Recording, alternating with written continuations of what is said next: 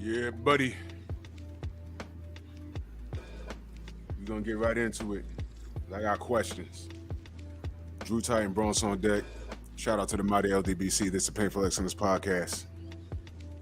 Anwar Willis, King the Bad Guy, Woke, Love is a Word, Rod Neal, Alfred, Queen, Mrs. Shelton, Anthony Bolton, Nitty G. My brother LaRon, Broken Traditions in the building, Tay Tay, my future ex-wife. Smash the like button, ladies and gentlemen. PJ's Big Dog. Shawa Allah, salute. Love is the Word, Melvin Harris, Eric H. Y'all see the picture. I know I do things within reason. So I'm just going to ask everyone right now. Y'all know what this picture is. Y'all know who's walking there.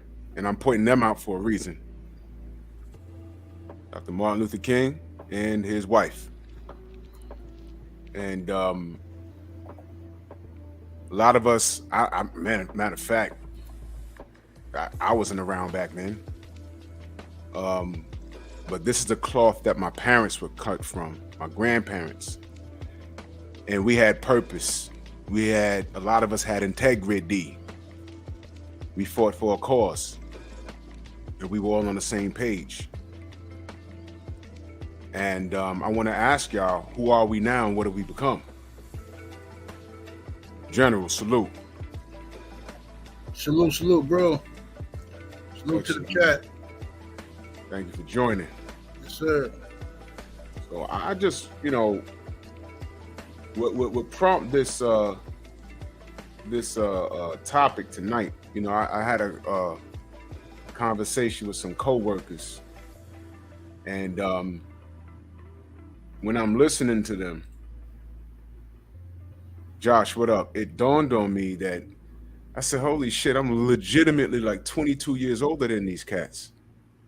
And their whole perception and outlook on what we're doing today as a society, to me, is warped.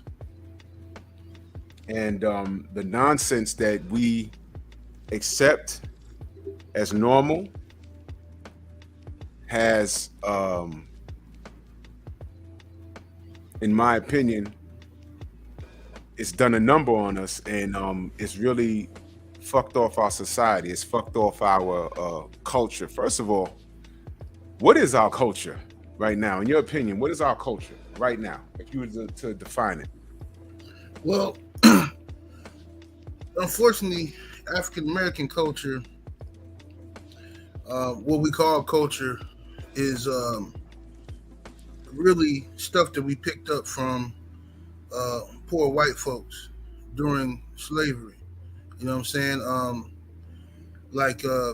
People always ask the question, why is it that, brothers come from Africa or from the islands and they can do so well? They got this work ethic, they got this grind, this hustle about them. It's because they know who they are and they got a culture. They bring their culture with them. You know what I'm saying? African American culture was and is shit that we learned from swamp redneck motherfuckers. You know what I'm saying? The way they talk, they violence, all that shit we learned from them. You know what I'm saying? But people don't, you can't tell these goofies that shit. They don't understand that shit. They looking at it like, when they see Honey Boo Boo running around here talking the way she talk, they think she's a wigger. They think she's trying to be black. But in reality, we learned how to act like that from them. See what I'm saying? That's how it really happened, but it's ass backwards out here. But our culture, what you call black culture, is really old school cracker culture. And to be honest with you, the nigga culture is comes from cracker culture. Yeah, I see exactly what you're saying. Now, in saying that, I totally get it, because when we were brought here, whether we were sold or kidnapped, we ended up here. Whatever your story is and your lineage, whatever your story is, and salute to Art Hostage, salute, bro. We're here. And we are trendsetters. We're very creative. We're innovative. Um, there's still breakdancing in Korea. That shit started right here in the Bronx. Right. So the world has its eye on us. We invented half the shit on this globe, and I'm not kidding. From hot combs to the goddamn stop sign to the traffic light, we've done it. The cell phones, we've done it. That's us. Our style, our fashion, hip hop, right here in the Bronx. Once again, now it's world renowned. For all I know, when aliens come, they're gonna be rapping already. For all we know. But as creative as we are, we also very creative in fucking shit up. We do that quite nicely, don't we? In the 60s, you know, my parents are, you know, they come from that era. My aunt, she told me stories about being below the Mason-Dixon line in college and getting chased out of towns. I only saw pictures of drink water fountains that says for whites only. By the time I saw that, it was the 80s, and I'm like, all right, well, that's back then, but you know, they can't do that shit now. Not knowing, I have no concept of time in 1983 when I was 8 years old, when that was 20 years prior to that, 1963. And it wasn't that, so to my aunts and my dad, to them, that was just yesterday. But when you're a kid, you have no concept of time. So today, when I'm having this discussion with these cats I work with, I said, holy shit, I'm 23 years older than this guy. Right. I'm 20 years older than this guy. And their whole concept of who we are as a people is warped. Minor things like the term baby mama. I never liked that term. But this is the only society where we reward women for being single parents. Have you ever, really think about what I just said. We reward them for being single parents to the point where women will decide, I want to have a baby rather than be a wife first. We've gotten away from that, and then we wonder why our society has gone backwards. And I know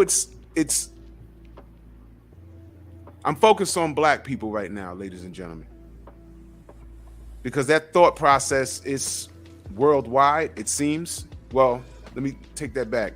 In America, and I heard in the UK, there's some bullshit going on there, but I'm not there. I'm talking about here on this soil. And we got a lot of work to do, man. And I'm wondering if it's even fucking worth it. Because every time I turn on the TV, every time I talk to some of these young cats, I'm like, wow, they really think baby mamas are normal. They really think that shit is normal. It's not normal. And my style of thought process is considered outdated, old school, and corny, and lame, and everything else. But I was raised with a certain amount of ethics, 78. Every time you do talk, you know what I always hear you say? You talk about your grandparents. You talk about your dad. Right. Your dad. You don't have a baby mama. You talk about your wife. Right. So as in tune as you are, you grew up with some ethics.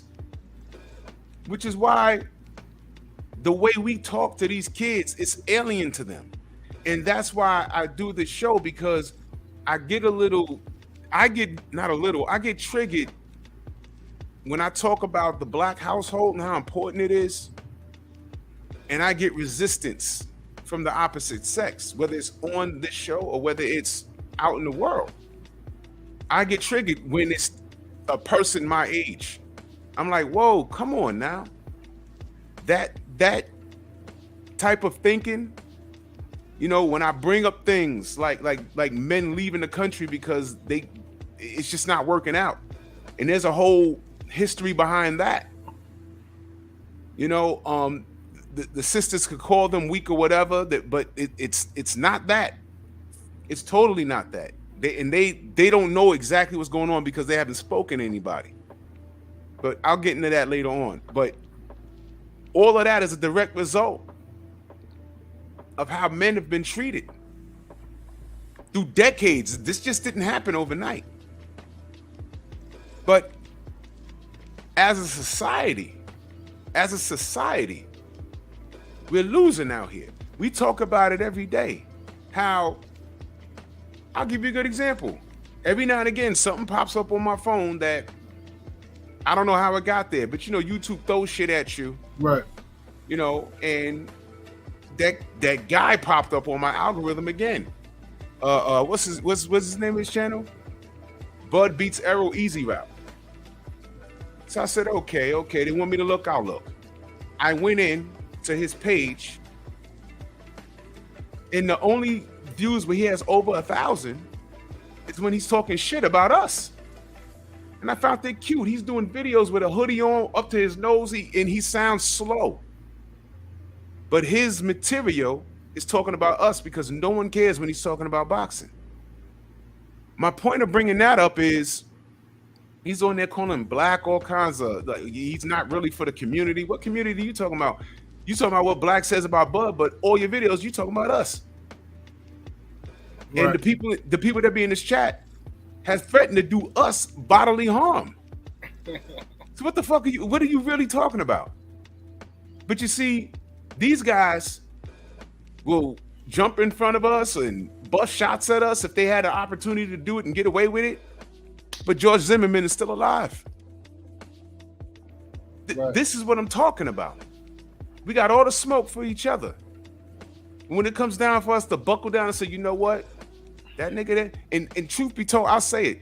George Zimmerman should have got dealt with a week after they banged the gavel and said not guilty. He should have gotten dealt with by somebody. Trayvon Martin's father should have dealt with him the same night. Bro, listen.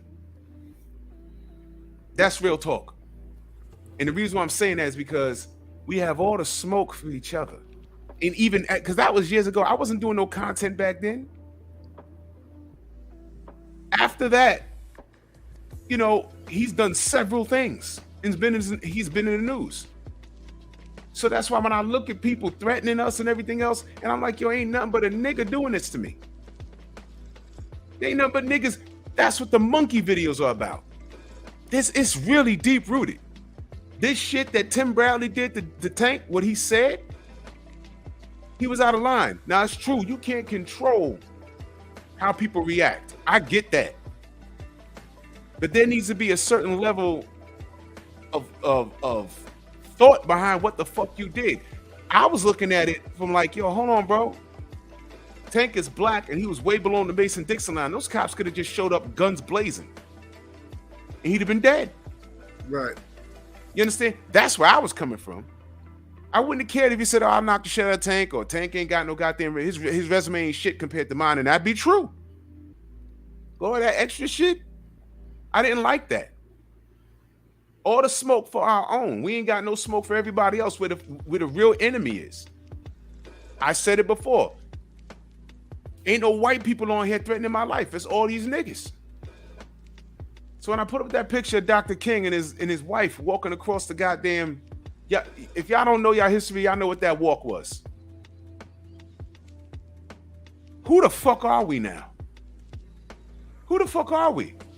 Do you see? Listen, we traded Lauryn Hill for Megan Thee Stallion and Cardi B. Really think about what I just said. The Miseducation of Lauryn Hill is a classic hip hop and R&B album. I can spin that album from start to finish, front to back. And right. She was a dark-skinned, beautiful sister with her natural hair. She was playing the guitar, rapping and singing. She wasn't twerking, over-sexualizing herself. And her album, when it was hot, it was everywhere. Now they told you that she was crazy. Mm-hmm. They told you that she had problems with Uncle Sam and her taxes and everything. And while they told you that, they inserted Little Kim, Foxy Brown, Cardi B, over-sexualized women, twerking and shit. All this other nonsense. And it's normalized. It's normalized. So my question is, who are we today? Who the fuck are we? This is us. When you talk about black people, it's no longer, look, I see pictures of my grandparents, my parents. They were dressed like adults. I've gone to open school night for the kids, and I'll see a nigga walk through that door my age or maybe slightly younger, but I'm saying when you go to open school night and you're a man and you do show up, why is your pants sagging off your ass? Why are you wearing a bandana? Why are you in there looking like a fucking street corner dude? And you can't say a sentence without saying, you know what I mean? You know what I'm saying? You know what I mean? You know what I'm saying? That shit is ridiculous, man. Yeah. And their kids are in class with my kids. And it's like, I can't believe you couldn't put on a polo. You couldn't wear some khakis and some shoes for 2 seconds. What the fuck? And this is who we are. Are you serious? It's fucking embarrassing, man. That's why I tell the people in my chat, yo, please, I joke around a lot, but at the end of the day, when a troll do wait 6 weeks to come into my shit, hit him with a wrench, get him out of there. I don't play games. I'm not timing niggas out. The sensei's in the chat, we don't time out. We don't time people out. Bop them with a wrench, get them the fuck out of here. If it was a mistake, they can email me and we'll rectify it. Who the fuck are we? Your thoughts, brother?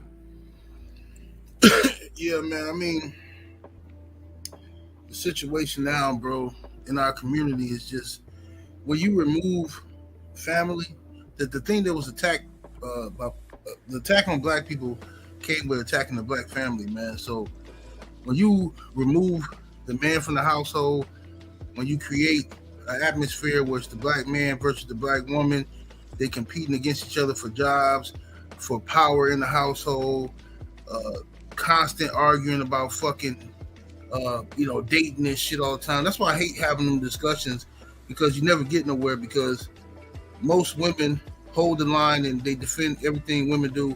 And then, in most dudes who pieces of shit is going to hold the line for the dudes. And then anybody who tries to see it another way is going to either be called a simp or a pick-me. So it's a pointless conversation to have black men versus black women debates and shit. But that's all by design. See, it's a structure that they set up in white supremacy to say a way to destroy these people, okay, is first of all, they remove the man for a reason. Because if you remove the man, then the thought is women are easier to control. Okay. It's the same way in the animal kingdom. The females are thought to be more docile and easier to control. Okay. So they remove the men, all right, or they cut off his nuts, you know what I'm saying, to make him more docile. You know what I mean? Same shit they do to black men in America, right? Lock them up, put them in prison, get them hooked on drugs, turn them into alcoholics, whatever the fuck, or make them feel less than, so they don't feel like men in their own household. Okay, right?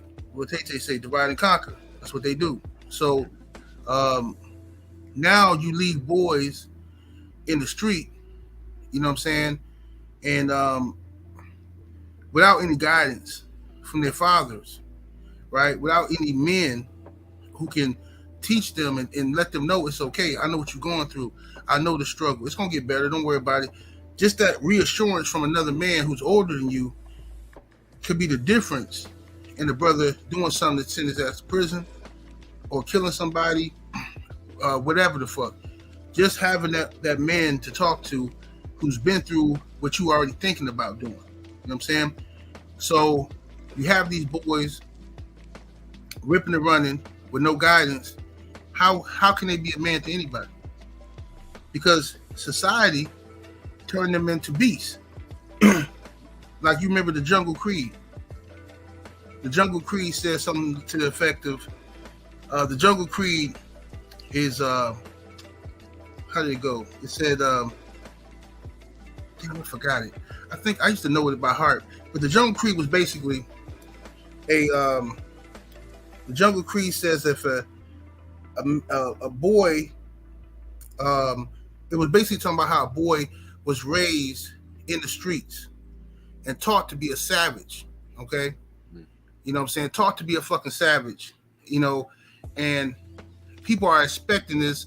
So it goes something like this. The Jungle Creed says the strongest feed on any prey it can. And I was branded beast at every feast before I ever became a man. Okay, so what that is basically saying is, now this boy has grown up to, without any guidance, without any fatherhood, right? Without any male mentorship. The streets raised him, right? All kind of misinformation raised him. You know what I'm saying? And he becomes a savage. He becomes a monster. So you can't tell him shit. Once he get about 15, 16 years old, and he already got his first taste of some money, out here in the streets doing some illegal shit, he already killed a few motherfuckers.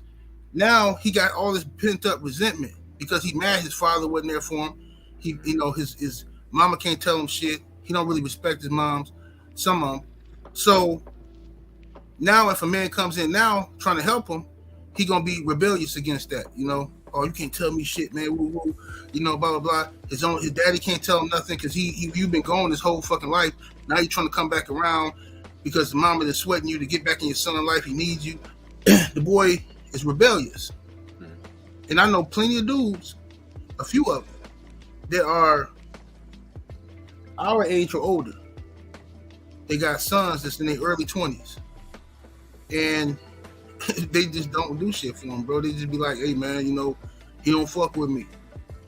He don't fuck with me. You know what I'm saying? Like, why he don't fuck with you? Oh, man, because, you know, he was younger and shit. You know, his mama was on some bullshit, man. I ain't really, you know, I ain't know if he was my son or not. You know, I paid my child support, though. It's like, bro, it's more to raising a kid than child support, homie. You know what I'm saying? It's a lot. It goes to, you got to sit down and talk to the boy. You got to, kids got questions. You know what I'm saying? If you ain't there to answer them, somebody else gonna answer them questions for them. So, can you be mad at a kid for being misguided and getting misinformation? And I mean, why you think you got such a spike in homosexuality? When we was kids, we had fucking Playboy magazine, Hustler. You know what I'm saying? Blacktail. You know what I'm saying? Hey, yep. I just told a story about that. Yeah, you might get. Sure, yeah. Yeah, you might get your hands on a VHS tape. You was winning then, right? So, but now every kid got access to porn on their phone, their laptop, their tablet. They one click away from seeing some shit that we never seen. We never seen a chick eating a nigga ass before. Never. We never seen no shit like that. Right? Fathom that. We never seen two dudes with both of their dick in the girl pussy. Never seen no shit like that. But all these kids can watch this shit now, and it's fucked up their mind. They seeing this, they thinking, so now they desensitized to sex, they desensitized to murder and death. You know what I mean? You know, so it's just a fucked up situation now, bro. So without family structure, you're gonna have that this type of shit. Our community been destroyed, bro. You know what I'm saying? And we still here. It's just a lot of black people that still handling their business, but the mass majority of us, man, is devolving. We moving backwards. You know what I'm saying? And you know, they put these people, like you just said, like Cardi B, Meg Thee Stallion, all these shit. They put them people out front, but just because somebody put that shit out there, don't mean that that's what you got to buy. You ain't got to buy into that. You got other options, but you got to support the other options. You know what I'm saying? But that's where the family structure come in at, because if you got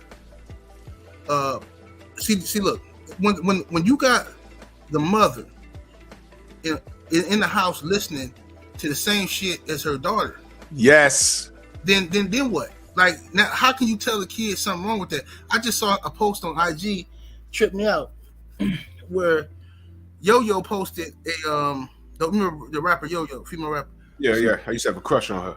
Yeah, she posted this picture of a lady. It was like a cartoon of a lady naked, taking a picture of herself, taking a selfie in the mirror. In the background, you Yep. see her baby, right? Yep. And in the chat, so she was saying basically like, you know, be careful, y'all. Your kids are always watching you. So in the chat, it's a girl who got so offended by it. Oh, my baby should be. She can watch me take nude pics. It's called art. It's called this. No, bitches. You just nasty bitch. Why do you think that shit is cool? It's not art, bitch. You not posting naked pics for art. That's not what you're doing. What art gallery you selling them at? You a fucking lie. You posting that shit to get thirsty ass niggas attention on IG, future baby daddies. Cause ain't nobody gonna marry you behind that shit. You looking for niggas who wanna fuck you. Maybe they'll give you a couple $1,000s and fly you out and treat you like a fucking whore, and then you wanna get mad when the nigga call you a whore. That's it.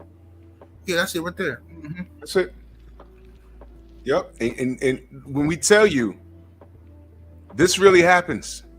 Just like these women really do that when they have little boys. Yeah. And these little boys, and I like what you said. These kids are desensitized to violence and sex. They have no morals or concept. They don't have they don't believe in no consequences or repercussions for anything. A kid, a couple of days ago, let me take this down before they do something to me. A kid, a couple of days ago, just shot a cop in the arm, right here in New York. Just shot a cop. And when they got the kid is all of 16 years old. He looked like any kid that my nephew hangs out with. Mm-hmm. Now, I don't know what happened, but he was on the block with a hammer on him, and he blinked at a cop. And I heard the cop was in uniform. Look, when I was coming up, I don't care if you was the security guard at Alexander's. I don't know, that's a New York thing. There was a store called Alexander's. And it could be the fat white guy with the shirt that can't tuck in his pants. Hey, you know, you can't come in here, or, you know, you're too young. I respected it. I drive a bus. When I was younger, they didn't have that technology where it counts the money. Right now, it tells you how much change you put in the machine. I was too scared. My boys were like, yo, man, just drop 80 cents in there. Back then, it was $1. I'm like, nah, I don't want to get caught. If I didn't have the fare, I didn't get on the bus. Today, sometimes motherfuckers will drop 13 cents in there and ask for a fucking transfer.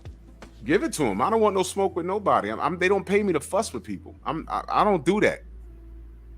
Most motherfuckers just walk. They just get on the bus, walk right past me. I don't know how transit makes money. I don't know. Because 80% of these motherfuckers come in through the side door, the back door, the window, walk right past, don't pay shit. They will flag you down. You open the door, they get on the bus, they don't even ask you for a ride anymore. They just get the fuck on. I'm like, wow. Then sometimes there will be a cop on the back that I don't see get on the back door. He'll walk right past and like, yo, come here, man. Well, we ain't pay your fare. Oh, what the driver said, now he lying on the driver. Right. I ain't say shit. But getting on the bus for free has become normalized. That's my point. Society is fucked off. But I'm keeping it amongst my people. I drive in the hood. Well, majority of places. Because it'd be us doing this dumb shit. It's like jaywalking in New York. The one time I went out to LA, I crossed the street. Everyone was crossing at the crosswalk. I crossed in the middle of the street. And it wasn't until I got to the other side I noticed I was the only motherfucker doing that. And I don't know where this cop came from. He came from the sky. Hands on the hips. He was like, yeah, what are you doing? I said, what? What did I do? He said, what'd you say? Now, this is LAPD. I ain't fucking with them. I said, whoa, I ain't say nothing. He says, no, you not from around here. I hear it. Where you from? I said, from New York. He said, okay, now I get it. He said, you guys always come up here and y'all do this. He said, listen, out here, we cross at the crosswalk. He said, you can't do that here. Because I was around by the Staples Center. Right. I said, you know, it looked kind of strange because I was the only person in the middle of the street. He said, yep. He said, y'all do this all the time. Don't worry about it. But you see, what happens if tomorrow that cop is on that beat and 5 motherfuckers do it? Then the next day, 10 motherfuckers. Then it's 20 motherfuckers here, and here.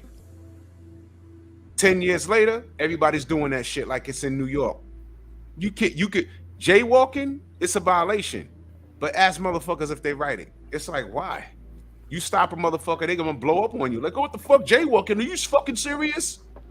It's a violation, but it's done in abundance that it's like, why bother? Everyone hops on the bus, no one pays. Why bother people? It's become normalized. Right. These kids looking at sex and twerking on the video, it's normalized. Seeing the same sex kiss on TV, it's normalized. I'm a big time nerd. I'm watching Young Justice, the Young Justice League. They made Aqualad. Not only is he black, but he's gay. I haven't watched the episode. Did you see the movie The Eternals? Bro, yeah, man. Man, I couldn't believe it, bro. I'm like, what the fuck is this shit, man? And I promise you that was not in the comic books in the 60s. I promise you it wasn't there. Right. They normalized this dumb shit. Baby mamas normalized. You understand? It's so backwards that when you have a child come to your house and your child brings a child over, they be shocked to see the father in the house. Whoa. Right. Your dad's here? What is he visiting? No, I live here and I pay for everything. What the fuck? Right. Where's your father live? 2 states over, or he's locked up, or I don't know. He pops up when he pops up. And they just learned to get along. You see, when I came up, one of my best friends, his mother was single, but she worked. You know, she worked for the court systems or whatever. And his dad was Papa was a Rolling Stone, true to the song. And at first, you kind of looked and said, you know, that's kind of bad. But then as you get older, you begin to figure shit out. It's like, wow, you know, my man has brothers, half brothers and sisters literally scattered around the country. Literally, I'm not even kidding. And then you realize, well, shit, those ladies picked him. And his father was cool. When he did come around, he was a street dude. He was driving, he'd pull up in a car. We don't know how he got the car. We hop in the car, he driving around, no license and shit. It was crazy. Be drinking and shit. I don't know how he survived the 80s, man. And that's just who he was. Yeah. And then you think, my God, he's always been like that. And his, you know, no disrespect, but his mother laid and played with the dude and kept the baby to term. But I said that to say this. That was rare behavior back then. Today, that's normalized. Even from women with these big ass educations. I've seen these black women say, hey man, you know, I want to have a baby. Wait a minute. You ain't say no husband. Oh, I don't want no, you know, I just want my own and I don't have a baby. Knowing that statistically speaking, a child that coming out of a single parent household, the probability of them failing in life is greater when you're a single woman. So then you have these men that are raised by single women. They don't know how to be men. So they come in to a situation with a lot of disdain, in most cases, not all, towards women. And not to mention some of these women be popping off with their sons. Where the fuck are we as a community? Where we going? Where we going? Where we going? So here's my question. If you attempt to fix it, where do we start? How do we fix this? I'm open for suggestions. Gotta be a return to the family, man. And the only way we can do that is for the black men and black women got to get back to having respect for each other. First, the masculinity has to be respected again, and it has to be promoted again. You know what I'm saying? See, back in the day, and this go for any race of men, the value of a man was measured differently. It was, okay, did this man own land? Is he is he a hunter? Can he hunt food? Can he build? Is he a builder? Right? Because see, that was some valuable shit. If you could, a motherfucker can build a house, you know what I'm saying? A sturdy ass house, and he can also take some weapons and go out into the motherfucking wilderness and come back with some fucking food, and his woman can cook and all that kind of shit. That was respected. You know what I'm saying? And a woman who could take care of her family was fucking respected. You know, but in today's society, the value of a man is, what do you got? What do you got? You know what I'm saying? How much do you make? 6 figures. You know what I'm saying? Do you make 6 figures? Then the value of a woman, she don't even, most of these girls now, they so-called modern women, they can't even cook and don't care. They don't even give a fuck. You know what I'm saying? They don't give a fuck that they can't cook. Can't even wash their own ass. Yeah, can barely do that. You know what I'm saying? And motherfucker don't want to do shit no more. So these young dudes look to women, you know, especially if they grew up in a household where their own mama ain't even cooking. You know, they grew up in a, see, like, cooking is a necessity for me because I like to eat. So, like, I grew up in a household where my mama cooked, my grandmothers cooked, my aunties cooked. So they used to have like competitions, who make the best spaghetti, who make the best macaroni and cheese. And all the kids, we taste testers out this motherfucker, you know. Women was proud to give you a plate.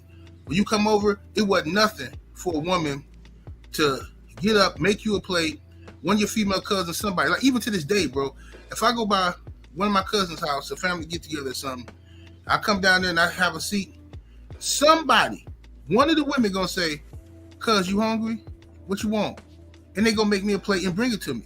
No problem. There's nothing wrong with that. That's a beautiful thing. Say it again. Say that again. So it's no problem with that. That's a beautiful thing. But in today's society, somehow women have been tricked into believing that that's some weird shit. Like, what you said, that nigga can go get his own fucking plate. What you bringing him something to eat for? Woo woo and all this shit. Okay, that's ridiculous. And that type of mentality is why, if you driving, like one time I seen this shit, just unfucking believable, right? So I pull up at the gas station. It's cold in the motherfucker, right? Right. This is like a couple winters ago. It's cold as fuck outside. I really don't want to get out this fucking car. It's freezing. The wind blowing like a motherfucker. I'm like, oh, I gotta pump this gas. Fuck, man. So I go in there. The thing ain't working. You know how you pay with your credit card outside? It ain't working. So I gotta go in the store. Tell them to give me X, Y, Z on that pump. It's a girl, right? She in the store paying for her gas. So she behind me in another pump. She come outside, she pumping the gas, she's shivering and shaking and shit, right? So I'm pumping my gas and I look over in her car. It's a nigga in the front seat, in the passenger seat, playing with his phone. Oh my! What? Yeah, so I'm thinking like, what kind of nigga is this, bro? What kind of man is that? And what kind of woman is this to accept that? Like, what kind of woman accept that from a man? You know what I'm saying? Like who does that kind of shit? And I'm just looking like, man, I hate these motherfuckers, bro. I hate this fucking weird ass world, this weird ass shit. One time my sister called me, and she know better, cause she was raised with her daddy, her mom and daddy. So she know better than this shit. But one time she called me, talking about she needs like this. She needs some stuff moved. Right? She was moving into a new place.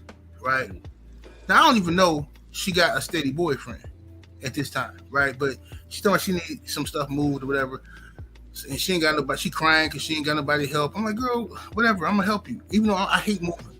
I hate moving. So what I did was I hire a team of motherfuckers to come over there and move all this shit.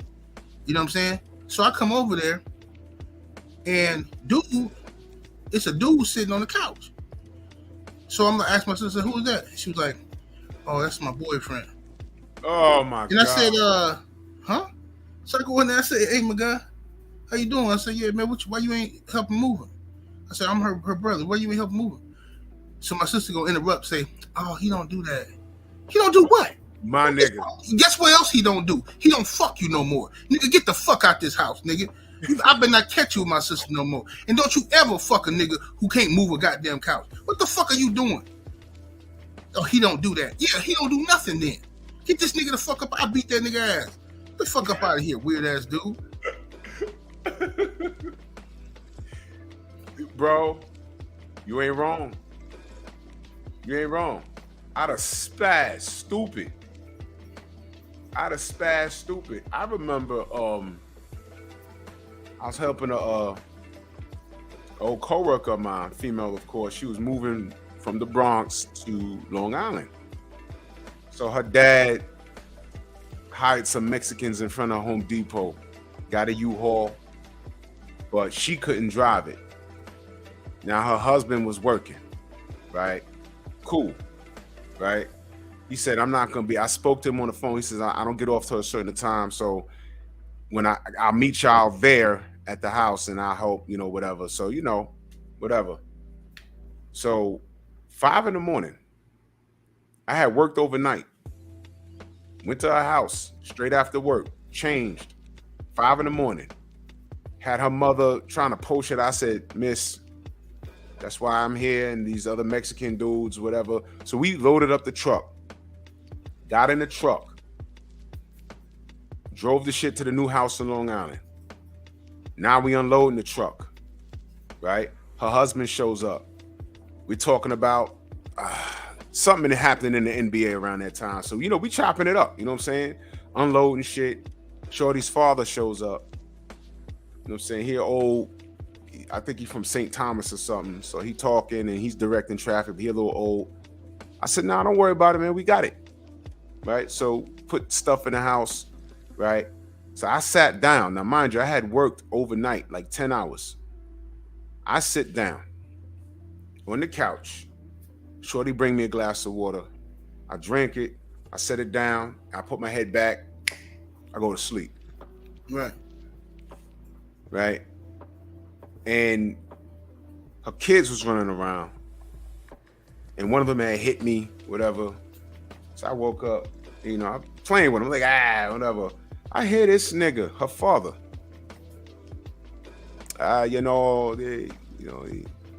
We have work to do, I'm telling you, your friend lazy.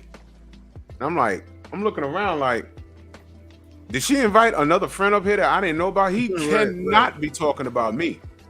So I stood up and I'm like listening in the kitchen. And she's like, nah, daddy, he worked last night. And I'm saying to myself, shut the front door. I worked 10 hours, parked my fucking vehicle on her old ass block. We loaded up a goddamn U-Haul. I drove the fucker all the way to Long Island because she couldn't drive it. A big ass U-Haul. She was scared to drive it. I got a CDL. So and that's a fucked up thing. You don't need a CDL to rent a big ass U-Haul. Right. But I'm used to driving big things like that. So I drove it up there and her husband met us up there. We unloaded all that shit. We got that shit done fast. I sit down and fall the fuck asleep. Right?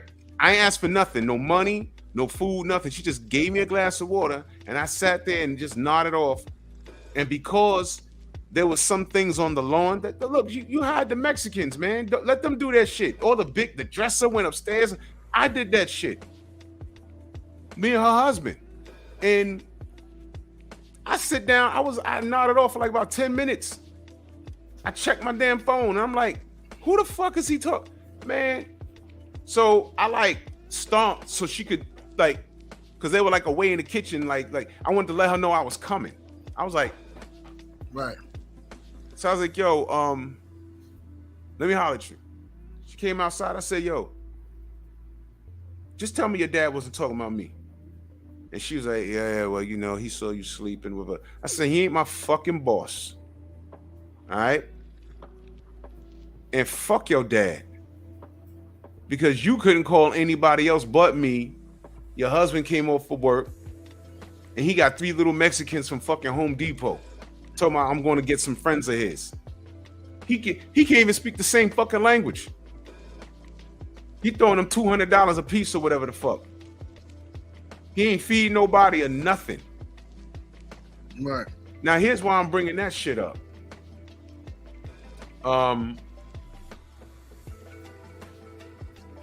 He didn't like her husband. I ain't got nothing to do with that. And he thought that I was a friend of his. Right. I said, did Did he not hear you? I worked with her. She had no one to ask, but still in all, even if I was his friend, we did the work. Right. You understand? And not for nothing, you whatever problems they were having. Look, man, I almost said something real foul on the way out that door. I almost said, yo, nigga, your daughter picked wrong. Should have picked a nigga like me. Because the first thing he did connect when I left, when she came to work 2 days later, she said, yeah, oh, he connected that PlayStation. He connected that Xbox. We still got shit to put away. He playing the video game. I ain't got nothing to do with that. But you see, I asked her, you met his father? You know what she told me? No. His father, like, left the mother, moved somewhere, and I think he died. So I said, who raised him? The mother and a bunch of aunts. Right. And not for nothing. For a big nigga, that nigga had a high-pitched voice. And although we was talking about sports, he seemed like he had some sugar in his tank. It's not that. It's not that. It's just that he's been raised by women. Right. And the way she would talk to him over the phone, I used to tell her, like, yo, how do you get that off? Because if that was me over the phone, you'd be scared to come home. I'm dead serious. One day she was barking over the phone, and I said, wow, he ain't put away the clothes? She says, no, I'm talking to him. I said, well, who's him? Your husband? You talk to your husband like that? It wasn't registering. What the fuck? Mm-hmm. And then when she explained that he was raised by his mama and his aunts and he has a bunch of female cousins, it's like him and another dude, a male cousin that he don't see every day. He has no male influence. And when she told me how she met him and everything, she was in control of the whole shit. She sons the dude. Yo, I ain't gonna get too deep into it. Because it got to a point where I had to like, you know what I'm saying? Because it could have got weird really fast. I was like, wow, he couldn't hang in my circle. Let's just say that. Because every man in my circle be looking at him like, yo, what's wrong with this nigga? He's not up to speed. He's a motherfucker that you take to the titty bar, and the first bitch that give him a lap dance, he be ready to leave his fucking wife. Right, He be confused. And I knew I'd had it when she said, oh, I was his first. I said, oh, there's a problem right there. You was his first, but that was like your 13th. Right. Dump. You understand? This is why fathers are important, ladies and gentlemen. All right? And her father was mad at him and kind of took it out on me because I fell asleep. No, nigga, straighten that shit out. Right. I left your daughter on some, why couldn't my husband be more like you? Stop. End the conversation. Don't do that. I know where that was going. So when that comment came up, that's when you have to be like, oh, okay, you know what? For sure. Yeah, we got to arm's length. We can't do that because I see where her mind was going. I don't do that.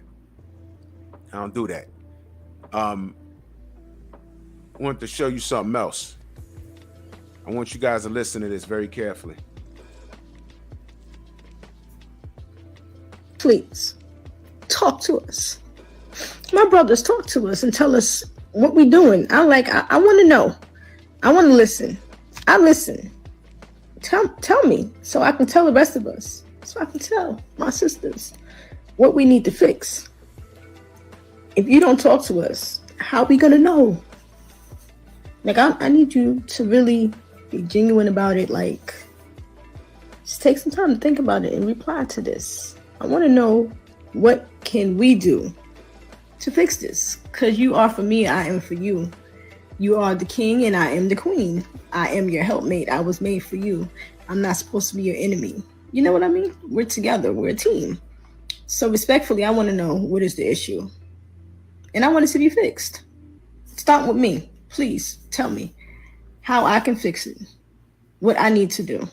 So I can let the rest of them know what we got to do. Men, Now,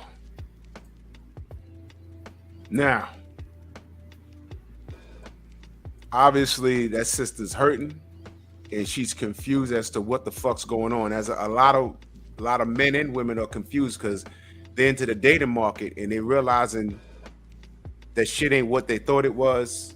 And if you was out of the market for a while and now you're getting in it, you're like, this wasn't what it used to be.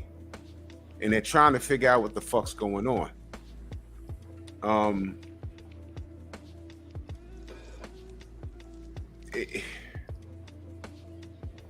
She's hurting, man, and she's trying to figure out what's going on. What would you say to a sister like that if she's asking you what's going on? I would ask her to tell me about her last 3 relationships. You know what I'm saying? I would ask her to tell me about the last 3 men she had sex with, basically. What happened with those men? Are you still having sex with them? What's your relationship with those men? I gotta ask these type of questions because I gotta make sure she's not a con artist. You know what I'm saying? Because a lot of bitches are very smooth nowadays, and they'll play that role. Oh, brother, like I'm a good woman, and I cook, I clean, I respect my man. Why you ain't got no man there? Something don't sound right to me. You know what I'm saying? Sound like you full of shit. I mean, it sound like you saying all the right things to trap a nigga, trick a nigga to come fuck with you. And then after about 60 days, when you get comfortable, that's when you start japping out, arguing about nothing, and doing all this dumb shit, you know? So I gotta figure out what happened in her last 3 or 4 relationships and why those wasn't effective relationships. You know what I'm saying? So usually, because I deal with a lot of women, I talk to them all the time, and a lot of women, they do dumb shit, bro. They do dumb shit. Like a lot of them, first of all, they start off by picking the wrong dudes, okay? Yep.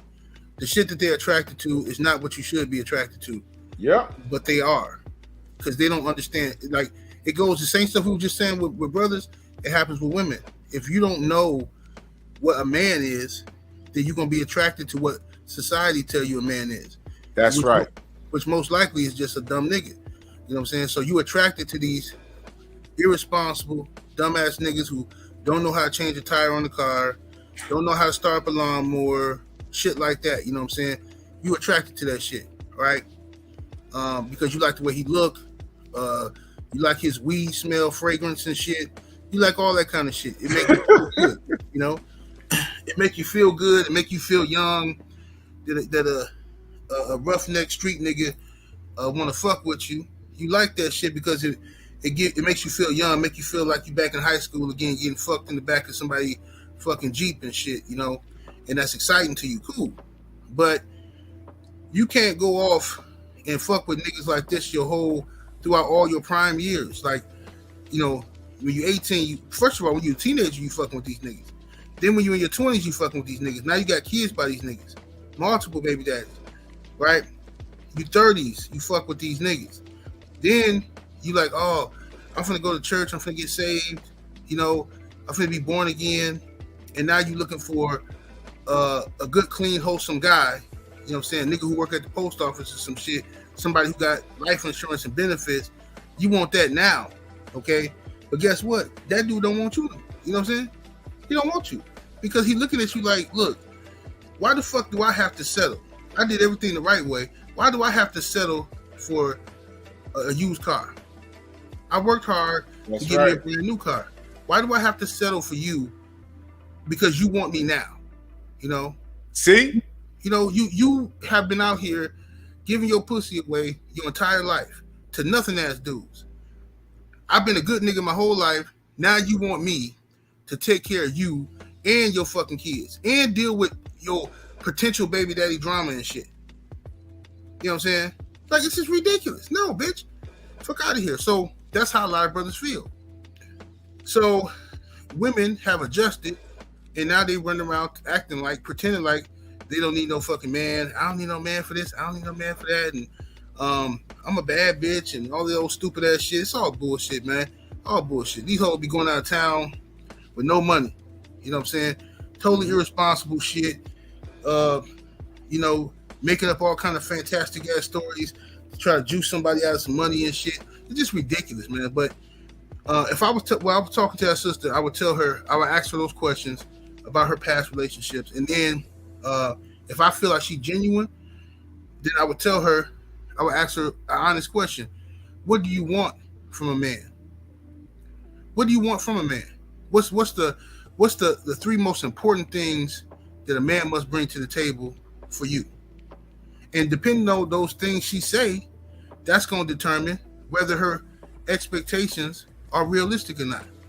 If she tells me I want a loyal man, I want somebody that loves me, I want a man that's driven, a man that you know, is a hard worker, a good man. If she say that, that's realistic. Right. Okay? But if she say, well, he gotta have 6 figures, he gotta have a 6-pack, he gotta have a Ferrari or a Mercedes and blah blah blah.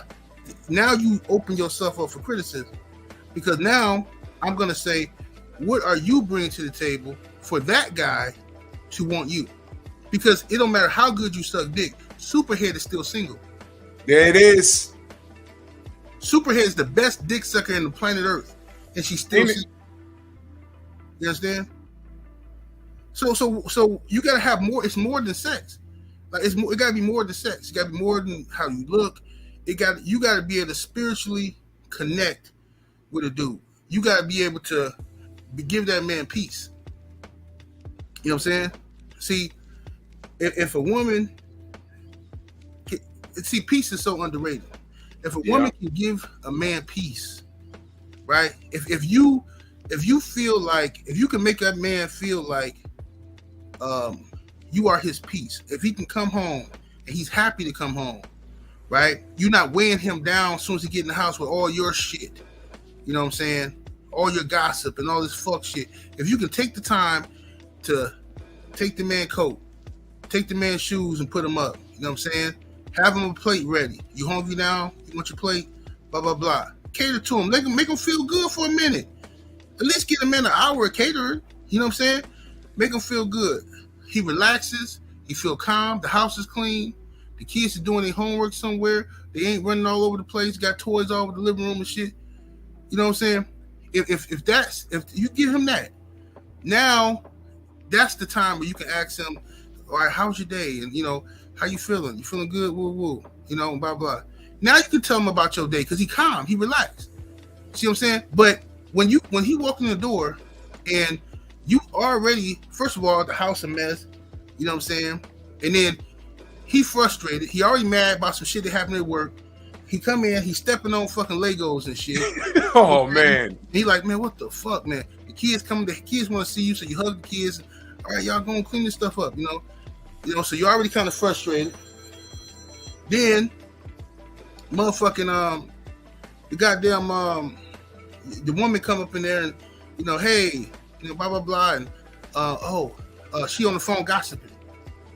She on the phone gossiping with her friend about her relationship. Girl, I would tell that nigga, fuck that. Anybody got time for this? I'm like, who you talking to? Where the food at?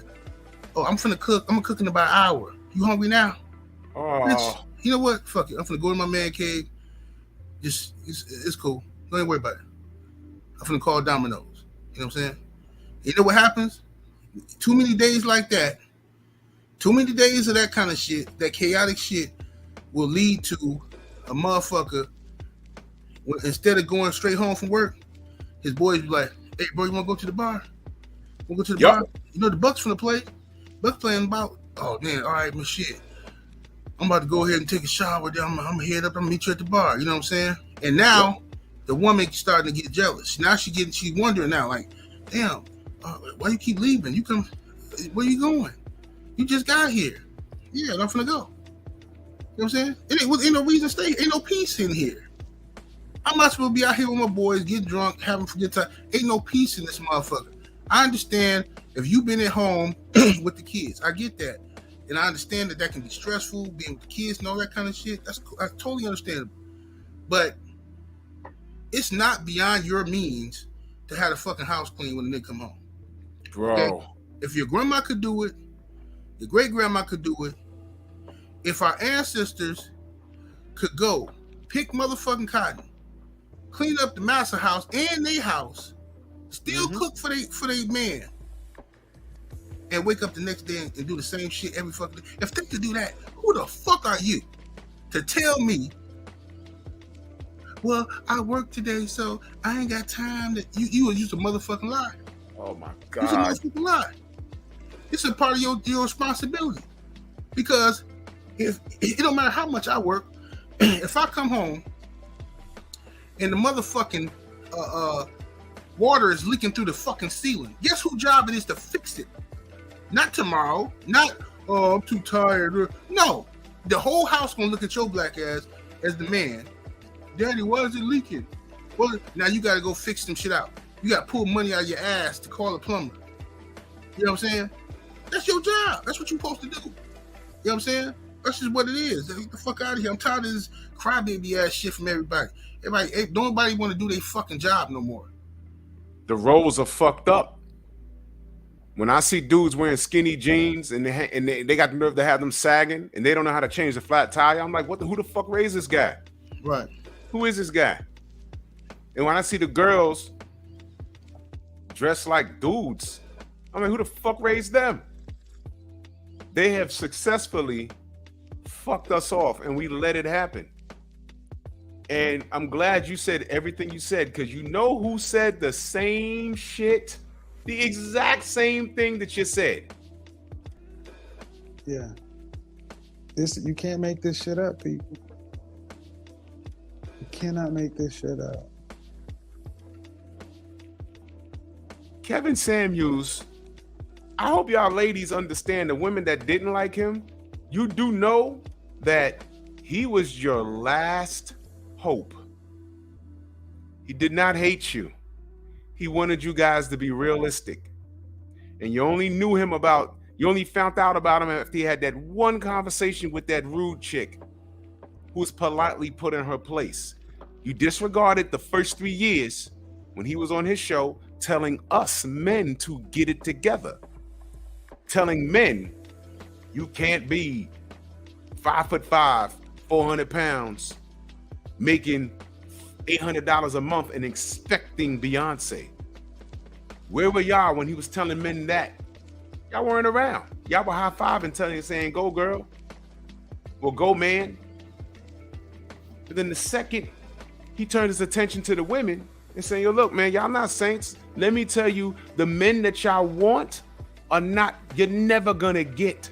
The probability is like 99.99999%. You will not get these men, and here's why. When he broke down why, and then women night after night started calling the show and saying, why can I not get this man?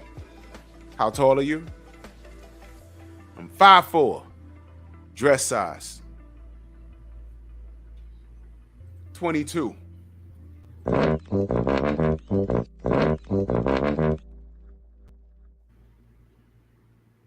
How much you weighed the last time you weighed yourself?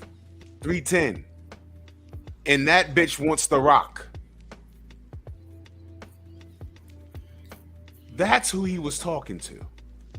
But you know what shows y'all missed? Y'all missed every show where the women called up that actually gave a shit about their appearance and understood what men wanted, and they just wanted to fine-tune their appearance. They've been to college, they're educated. They got their looks together. And they beam in and they would be like, he's like, oh yeah, you're definitely an 8. The women that did beam in and turn their camera on, when he said rate yourself on a scale of 1 to 10, fresh face out of the shower, you can't use 7. The women that said, I'm about a 5 or 6, he would say, no, you're an 8. No, you're a 9. How tall are you? 5'7". Dress size 4.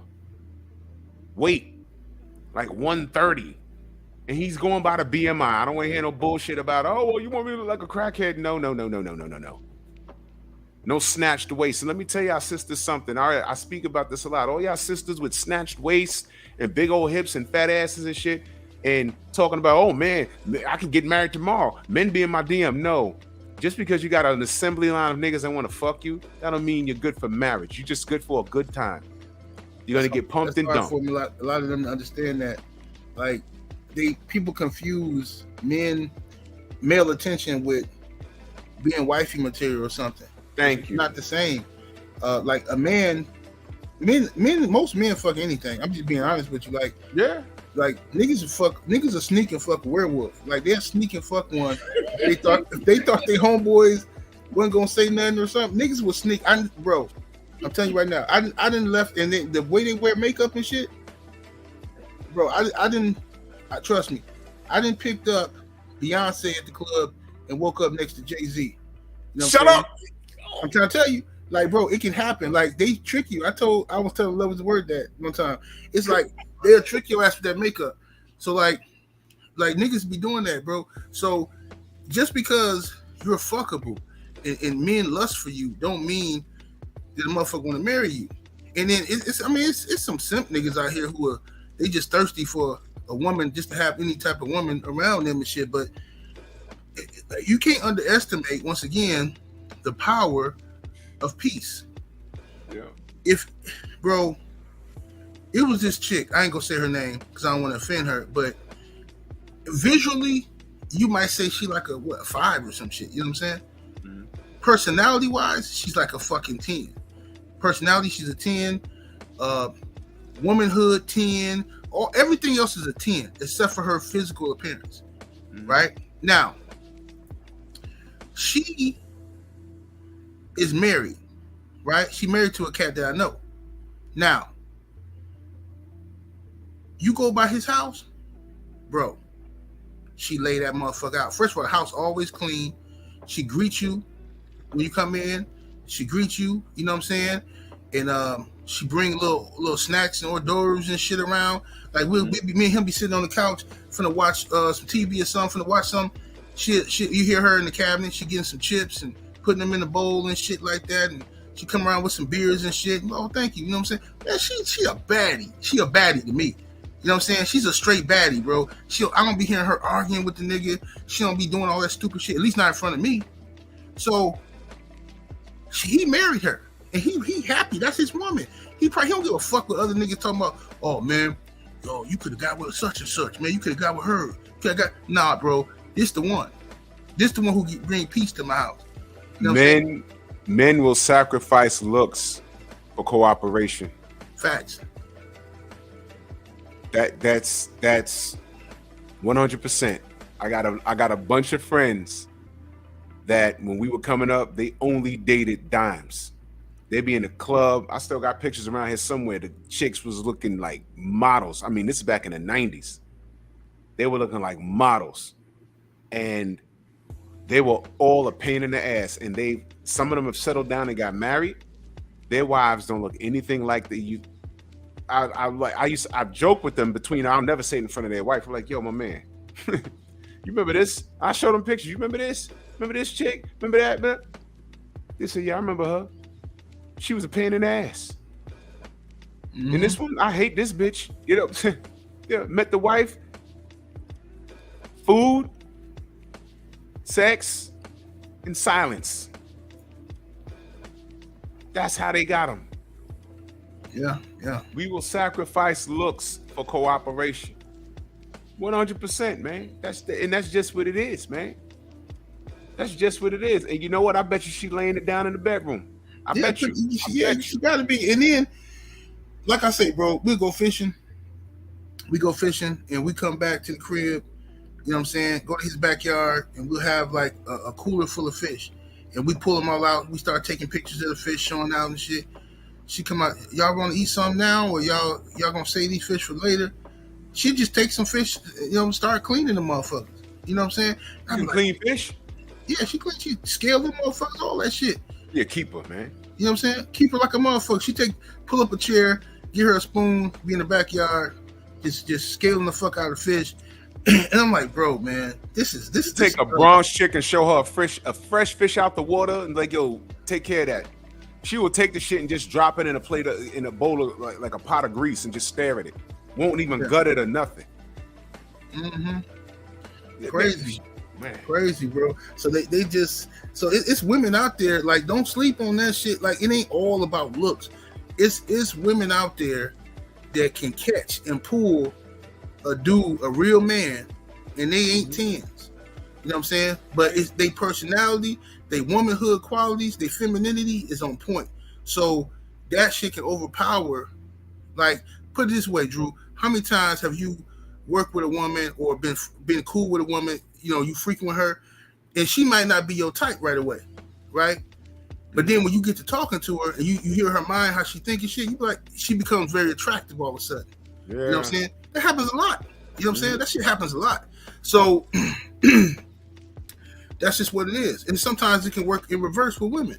Some women, like if they might like a dude who's a certain way or whatever, then they get to talking to one dude and shit, and then they see, you know, okay, they can recognize a man. Some women, you know what I'm saying, can recognize a man, and then they want that for themselves.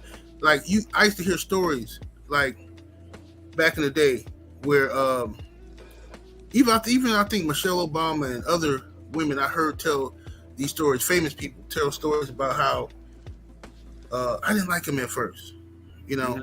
I didn't like him at first. He wasn't my type, you know. But he was persistent, and he was this and he was that, and boom, boom, boom. See, nowadays you call it a stalker or some shit. You know what I'm saying? Nowadays you persistent. A woman say, "Leave me alone. I ain't fucking with you." You show up again with some flowers, you a creep.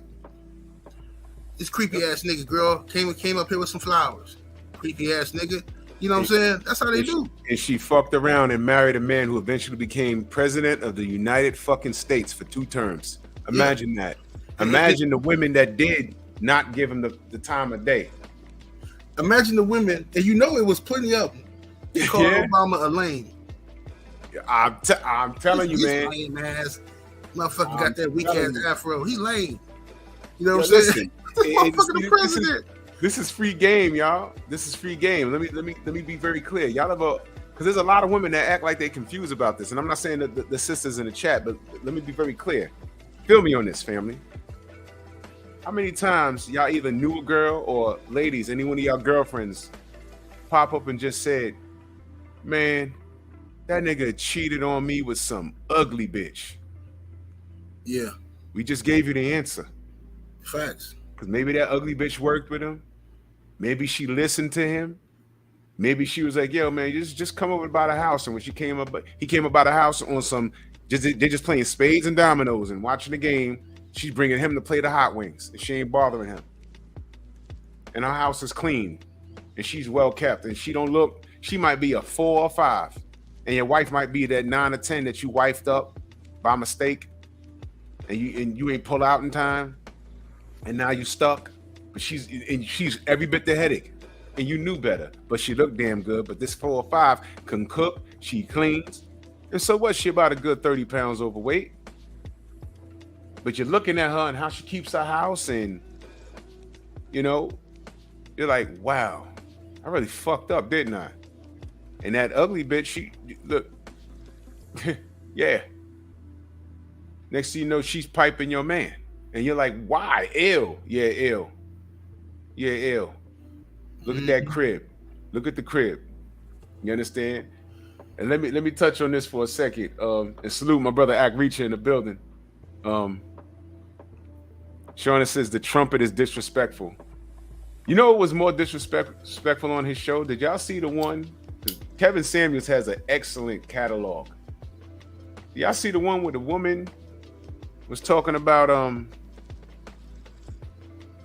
she deserved a high value man, but she had a tattoo on her chest and had a son, and when all he said to her was, and she was overweight, he said to her, you need to get serious. Omega Red, salute. And lower your standards to be consistent with how you look. And that's what he said. And that was real. Lower your standards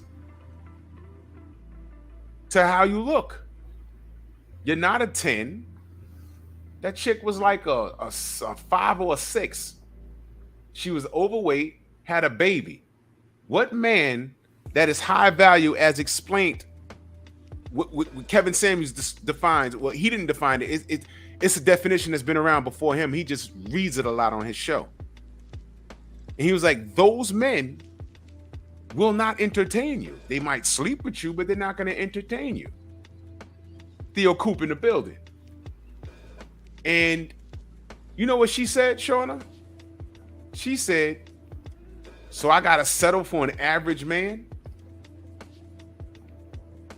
I believe she barely made $40,000 a year. She has a tattoo on the chest. And she had a son. And she expects a man making a strong 6 figures who's reached his financial stride and who associate with people in his tax bracket is supposed to date her. But wait a minute, the average man that makes around the same amount of money as as her, $40,000, $50,000. And he asked her, the man that you want, do you expect him to be black? She said yes. Only like 1 or 2% of black men are high value. Those are just the numbers. So like I said, she wanted The Rock. But dating a man in her tax bracket with a normal job, average looks, but an overall good dude, to her, that's settling. That in itself is way more disrespectful than this.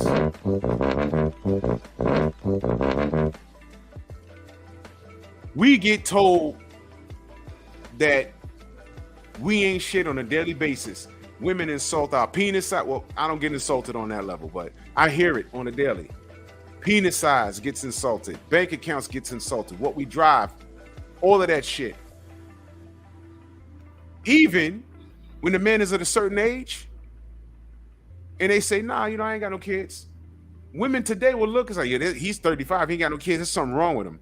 He can't just be careful with his penis. Just like Michelle Obama says, no, I appreciated it because he was persistent in what he wanted. But like 78 said, chicks today will call you a creep. I told you, leave me alone. Yo, I like you. I want to, let's go get some Starbucks. Here's a rose. No, I'm a creep because I'm being persistent. Okay, fine. And with everything that we just said, again, do you understand the ideology about how a lot of brothers are wanting to just leave the country and see what's going on?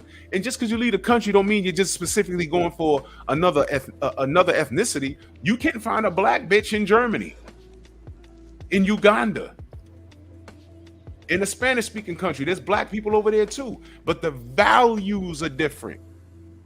They have traditional values. Modern women today here, based off of what we see, is fucked up. That's what this is, and this is where we at. So when I ask the sisters, how do we fix this? And I tell you, I'm stuck on that. When I read things like buy, it's like, whoa, I'm asking how do we fix the community? The answer to me is not buy. It's not fuck you, ain't no one checking for you anyway. Well, if no one was checking for these guys leaving anyway, why is it a big deal? That was something. You know what the Passport Brothers is? The Passport Brothers is very similar to the LDBC. Y'all remember what it was like? We couldn't go to YouTube and talk boxing anywhere without being called a nigga. I said, shit, I ain't even have my picture attached to this fucker. How the fuck do they know I'm black? Oh, I'm sorry, because I picked Manny Pacquiao to beat Juan Manuel Marquez. I mean, because I picked Tim Bradley to beat Marquez or Pacquiao. Automatically I'm black. Until I found this man right here, 78, his first channel. I said, oh, okay, I can fuck with this. And then through him, I found everybody else. Some are not LDBC, some we don't fuck with anymore, but y'all know the rhythm. I tell the story a million times. And then when we created our own lane, what happened? People came fucking with us. They do it every day. This is the Passport Brothers. They didn't get with a megaphone saying we're leaving the country. They didn't do that. They were in their own little lane, trying to find out what was going on. And then some chicks came over there and blew the whistle. And then the only bitches I see complaining about it on TikTok, I look at these fucking, I swear they look like drag queens. One bitch was sitting there with box braids and one eye looking north by northwest and the other one looking straight ahead. I said, wait a minute. Who's staying for that? And had the nerve to have an attitude. Bitches with purple color hair complaining. I'm like, yo, you wasn't checking for these lames anyway. These are the normal dudes. $50,000, $60,000 a year. Childless. Pretty good credit. But they want a fresh pair of ovaries. And a chick with no kids. Why is that so hard for them to find? And why are they being knocked? You know what they're being met with? When a man comes and they say, hey man, you know, look, I want a woman with no children. Why can't you love the queen and she's a queen and the black queen? And yeah, but I shouldn't have to deal with this bitch that is not on good terms with that nigga that look just like her little nigga that looks just like the nigga that's running the streets. Why can't men be entitled to have something that they want? And every time a man steps up and says, look, I want to look for what I want, they get shamed for it. Oh, you just can't handle a strong black woman. That's not true. There's a strong black woman right now somewhere in Uganda. And there's a passport bro right there, right now, conducting interviews because he don't want to deal with that shit. You know what a strong black woman really is? A woman who has the strength to be a woman in today's society, right? Mm-hmm. A strong black woman is somebody who ain't too tired for sex, ain't too tired to cook, ain't too tired to help the kids with their homework, okay? That's a strong black woman. I'm tired of hearing that term thrown around for whack-ass bitches using that term. It's disrespectful for whack bitches to, you know, and I hate the so-called bad bitches. I hate the so-called bad bitches because bad bitches, first of all, you ever been to a bad bitch house? Bad bitches always got filthy houses. Now they look good now. They'll have their eyelashes, nails done, hair done, nice clothes, shoes, and Gucci purses and shit. You ever go to their house? A mess. I've been there. It's a fucking mess. I've seen it. It's a fucking mess in the house. So then you can go to that girl who's a so-called 5 or whatever, well kept, keep her shit up, boom, boom, boom, always got food in the crib and shit like that. You know what I'm saying? Bad bitches ain't got nothing in the freezer but a fucking box of Arm & Hammer baking soda. That's all that's in their fucking refrigerator. Like, you know what I'm saying? Or some water. You know, they always call themselves drinking some healthy water. It'd be like some fucking alkaline water or some dumb shit. Like, bitch, you ain't got nothing else up in here and shit. And for the record, I make 6 figures a year, right? So when women say they want a high value man and they equate high value with money, understand that something comes with that. You see what I'm saying? When you bypass a good man who is a high value man because he has drive, he has a purpose, he get up every fucking morning, he ain't afraid to get out there and work even when he fucking tired. When you bypass that motherfucker looking for niggas like me, understand it comes with a price. I'm zero tolerance when it comes to goofy shit. So that other nigga gonna argue with you. He got time to argue with you, work shit out with you and all that. I'm not working out shit. You disrespect me one time, get the fuck up out of here. You know why? Because it's a whole fleet of bitches waiting to get up in here. I'm not finna argue with you for what? What am I arguing with you for? You know how many chicks argue with me, Drew? They all try this shit. I don't know why, but they all try this goofy shit. Like, I don't know if it's like a test that they do for themselves or testing me. I don't know. But they all try this goofy shit where everything going good. Then out of nowhere, I'll get some bullshit ass text message where they cussing me out. Right? Like, what the fuck is this about? What is this? Right? It'd be some stupid shit like I ain't answering my phone or I didn't call them back on time or some dumb shit. Right? They cussing me out. Oh, this is some bullshit. You know, you treat me like this and why you can't fucking, you know what I'm saying? All this or whatever. Oh, okay. Well, you have a nice life. You know what I'm saying? It was nice knowing you. You seem like a cool person until today, but you don't have a nice life, you know? Oh, what? So you gonna stop fucking with me now? Yes, absolutely. What the fuck? Matter of fact, you're blocked. You know? Then the bitch called me from somebody else's phone. Oh, I can't believe you. You gonna really, you wilding, you tripping. Why the fuck is you tripping? Bitch, I'm not finna play with you. What the fuck you think this is? You don't get to disrespect me, and then we can negotiate. No, I don't do that. No. Like that's what you're used to.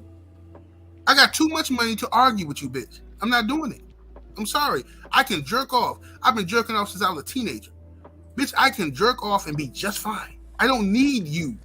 You understand? If you can't bring me peace, if I can't enjoy a good conversation with you, then what the fuck is it? Get out of here. I'm not gonna argue with you, bitch. Like, that was some dumb. Me and my wife don't even argue. I mean, everybody argues sometimes. But Right. What the fuck am I gonna argue with you for about some petty shit? I know I ain't did shit to you, but you still mad anyway. Cause you and your feelings today. But no, you gotta understand, I was on my period and I was tripping. Nah. We all good. that stupid shit. Yeah, fuck up out of here. You know what I'm saying? I'm not doing that shit. So having a dude with some money and all that shit, understand that comes with a price. You're not finna walk all over that dude. I mean, unless you catch one of these little young suckers who just got a NBA contract or something, they don't know no better, and you catch one of them and shit all over them. But you ain't finna do with a nigga who got out the mud. You're not finna do that shit with me. Not finna happen. So I'll cut off ties with a bitch in a second. As soon as you disrespect me, it's a wrap. You know what I'm saying? You know, you're gonna be over there crying and whining to yourself and making up shit. That's all you're gonna be able to do. I'm not fucking with you. You gotta be like that. You absolutely gotta be like that. Let me upload this this thing that I want to remind people of. Remind people of the Godfather. Y'all must have forgot. Y'all must have forgot, man. He was pro-black family, and he was really trying to save y'all sisters from yourselves. But this is what I wanted to know. Where were y'all, the Samuel haters, when this happened? Play this as soon as it's done processing. Really interesting. This guy had a lot of hatred, and he was called disrespectful and everything. Where were y'all when this happened? Yourself on a scale from 1 to 10. How tall are you? 5'10". 5'10". How much do you weigh? Uh-oh. I weigh about, to what? Depending on the day, between 280 to 285. So you're a fat fucker. Yeah. So you think a 5'10", almost 300-pound dude, how much money you make? Like 400 every 2 weeks. So you make 400 every 2 weeks. So you make 800 a month. You make less than $10,000 a year. Okay. But how many 20-year-olds is him? Hold on. Dude, I was a 20-year-old and I was making far more money than that. In the 80s, a minimum wage was $3.35 an hour. So I need to hear it. How long? You got a big dick? I mean, it's above average. I ain't no Ron Jeremy. No. I asked you if you had a big dick. I didn't say it was above average. I don't know what that is, really. You know if you got a big dick or not. Stop the bullshit. Every dude know whether or not he got a big dick. I know I got a big dick. You don't know? I mean, you don't have a big dick. That's the point. You don't have a big dick. You don't have a big wallet. You're a fat dude, and you got a lot of nerve thinking you should get choosing singles at 5'10" and 300 pounds, making less than $1,000 a month at 20 years old. And women should approach you. What they get? They don't even get a big dick.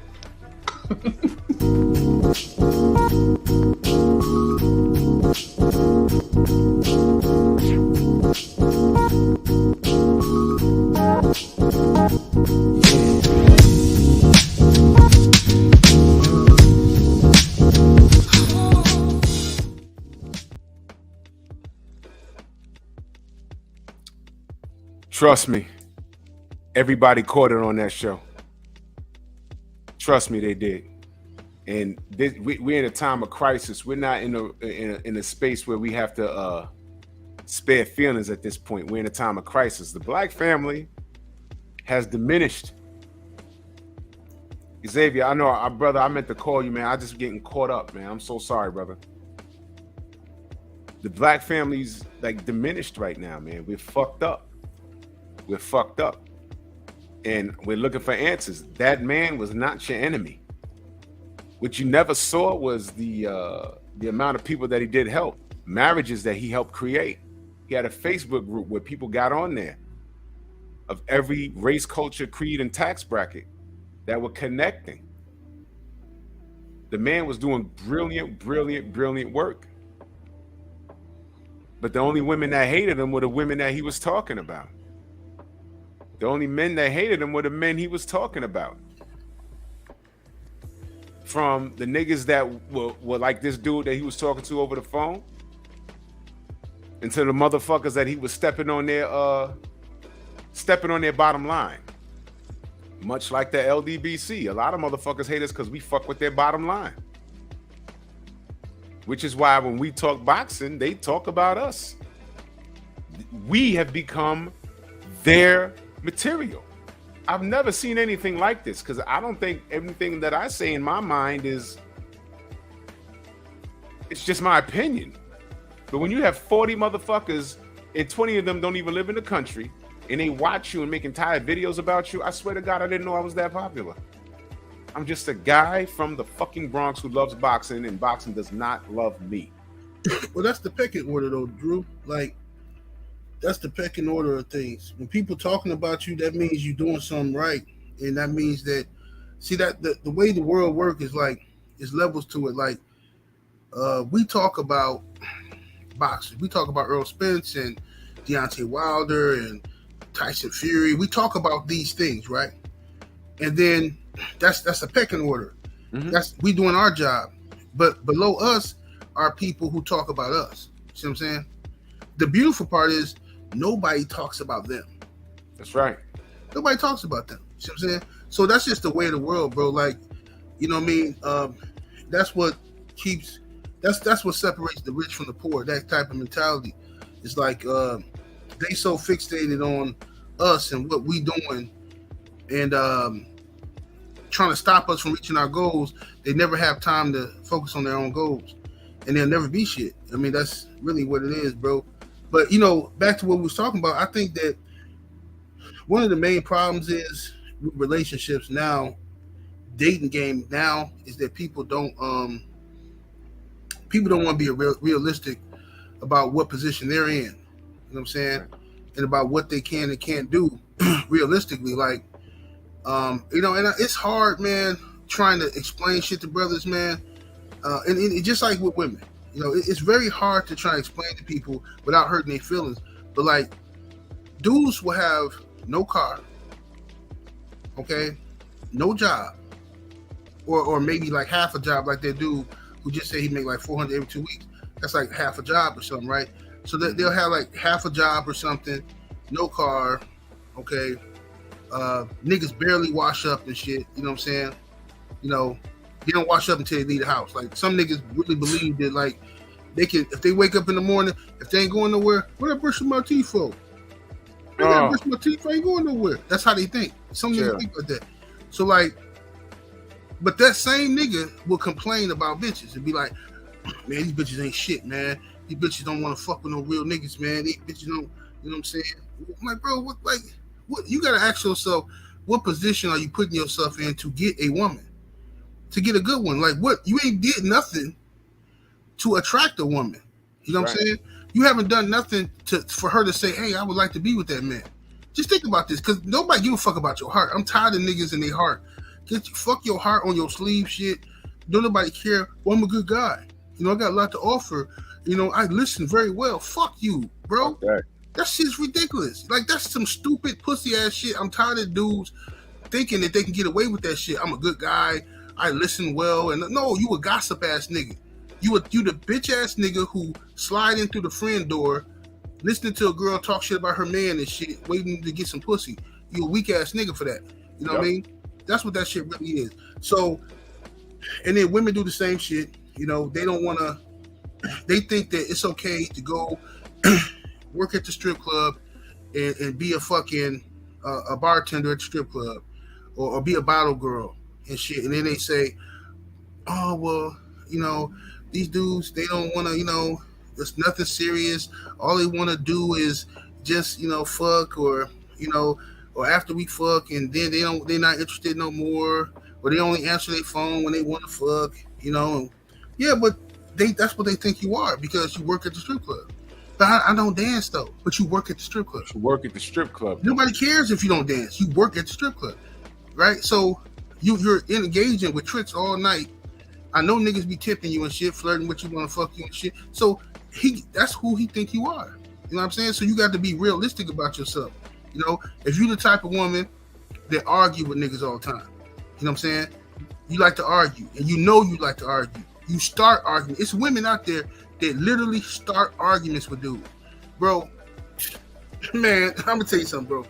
One of my homeboys, that nigga called me. He was such enraged. You know how a dude be talking, his lips shaking like he want to cry or he want to kill somebody. Like he was that mad, right? Because he said that his girl just started shit with him for nothing. He said, bro, all I did was walk in the fucking house, man. Gave her a kiss. I sat on the couch, turned on the TV, and she just started with me talking about why where you get that jacket from? I ain't never seen that jacket before. I'm like, what you mean? I've been had this jacket. And she was like, well, I ain't never seen you wear that jacket. Why, who you trying to look good for? And he was like, oh, look, I hope you just playing because I ain't got time for this to be arguing. And she like, so his girl was like, no, for real, where'd you get that from? Somebody bought you that jacket? And he like, girl, I've been had this fucking jacket. I just ain't worn it and shit. You know what I'm saying? She was like, well, why you wearing it now? What made you wear it today? If I have never seen it, what made you wear it today?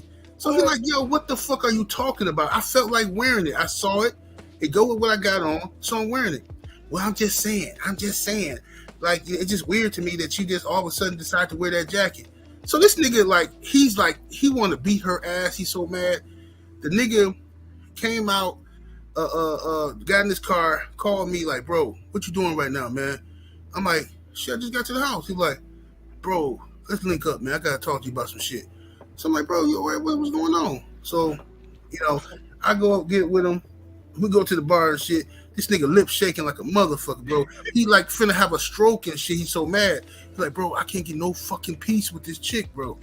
He's like, man, I fucking love her, bro. I love her, but I don't understand what the fuck is wrong with her, man. Why does she do this shit? She just starts shit with me all the time. I said, bro, some of these chicks are just like that, man. They can't help themselves. They gonna run off a good man doing dumb shit. Just doing dumb shit. You know what I'm saying? And you know what?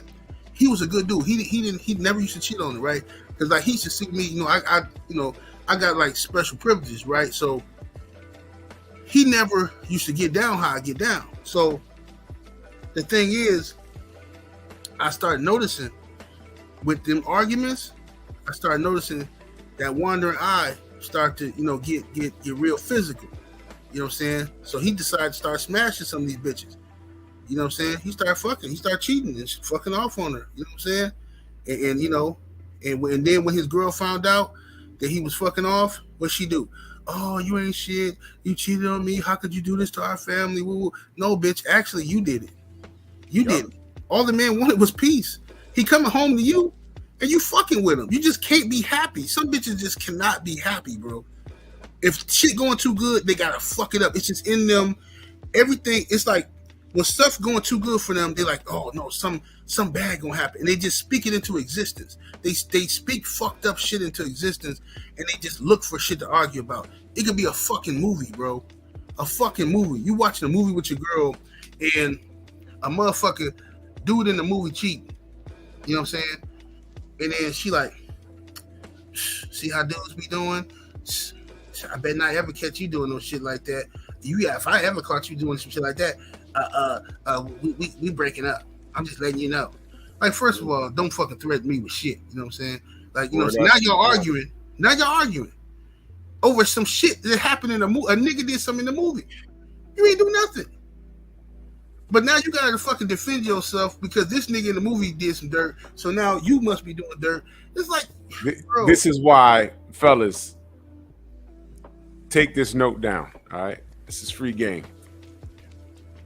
Go to Amazon and get Unfaithful, starring Richard Gere, and keep that in your library. So if that insecure, immature argument ever pops off, when you're watching a film and some chick says, yeah, you better never do no dumb shit because y'all niggas, word, when you get home, pop that in the fucking Blu-ray and say, watch this from the beginning, from front to back, because that bitch in that movie had no business. She had a high value man.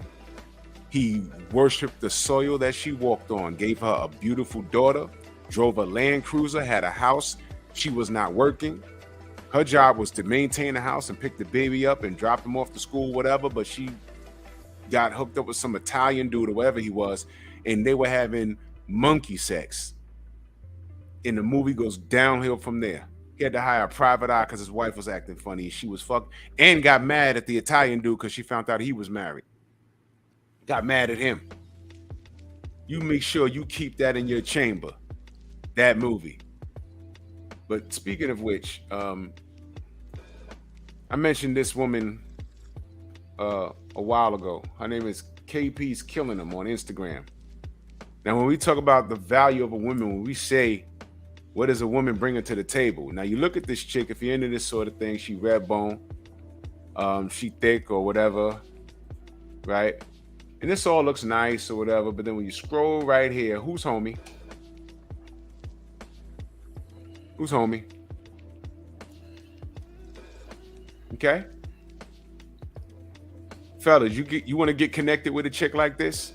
Now, I bet you, if you talk to this woman, I've never spoken to her or whatever, but, chicks like this, I'm 90% sure she'll be on some, well, I'm not trying to be in a relationship anyway. Okay.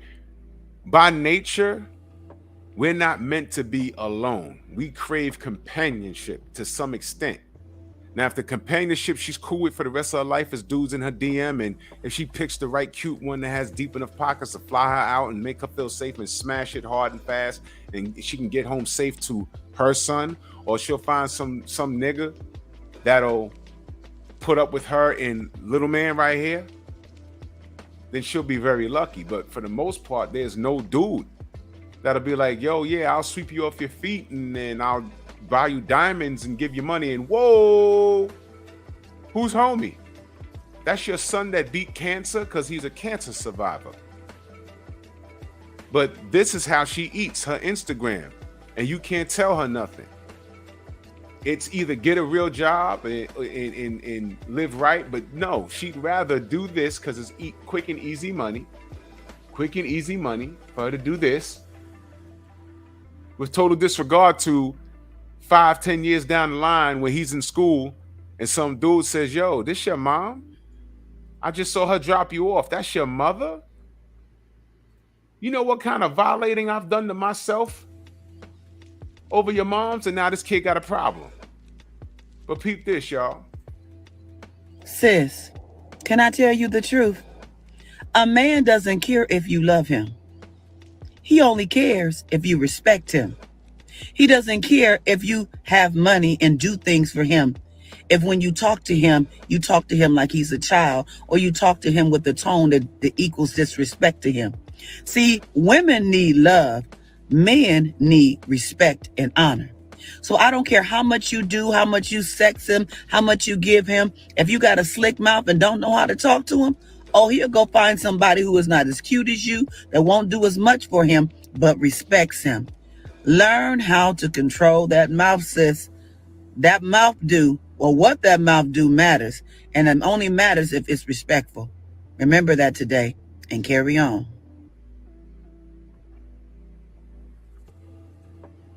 You know what's interesting about that? That's an OG black woman talking to these sisters.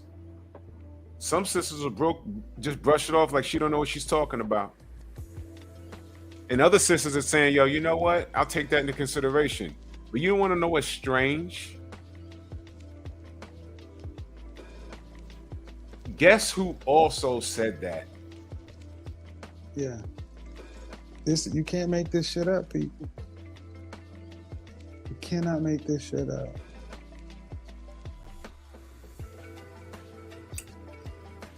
Yeah. So, I mean, listen, that man said the same thing, and I'm totally convinced 99.999% of the women that hated Kevin Samuels, they never sat through a whole show. They never did. They never did it. Well, they don't want to be corrected. Some people just don't want to be corrected, bro. They don't. They don't. Let me play this one last thing right here. This is all very important. Because we are raising up women to be men.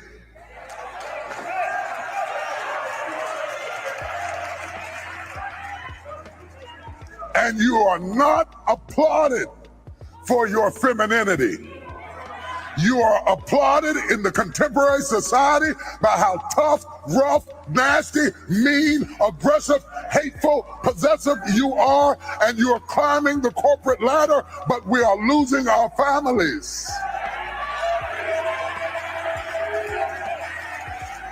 I know you can buy your own car. I know you can buy your own house. But until you create a need that I can pour into, I have no place in your life.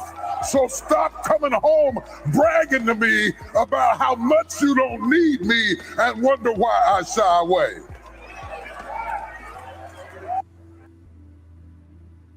Now look, I know TD Jakes was speaking against Kevin Samuels until he actually heard what the fuck he was talking about. Because a lot of people that speak bad on men, that speak bad on him, they never listen to him.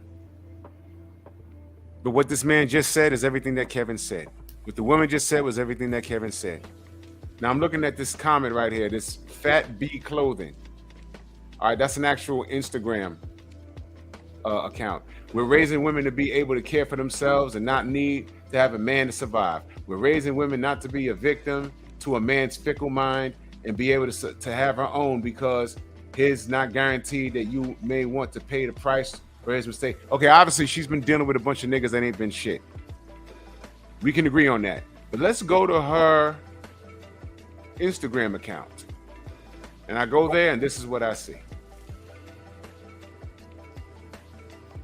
How tall are you? Dress size. Do I need to go any further? So this is a woman that's advising young ladies. Okay? Okay? And I'm not even going to fat shame her, but this is what I'm talking about. This will be the woman that'll insist that she's a queen and she deserves a man that at least looks like The Rock or close to it. The man has to be taller than her, over 6 feet tall with a six-pack of abs. This is the woman that'll turn down a man that makes $40,000 a year, but is genuinely a nice guy. She'll look at that guy and say, well, I'll be settling for him. And what is he settling for? I bet you she's a single mother. Look at this. Fellas, does this woman look like she's screaming for you to date her? Look at this. Look at this. Look, look, look. Look, look, y'all. What the fuck is this?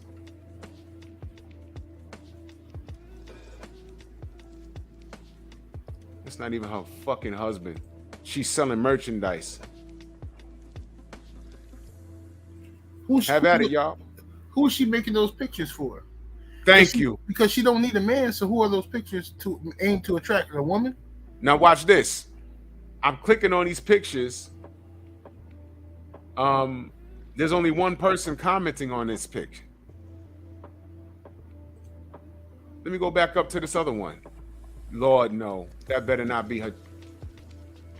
From our children's line. Okay, that's not her daughter. Okay, that's just okay. Look at this. Look at this. Nobody's commenting on her shit, which means no one cares. How many followers she got? She only has 656 followers. Okay? Nobody cares. Nobody cares. But this is a boss bitch, y'all, and I'm showing y'all this for a reason.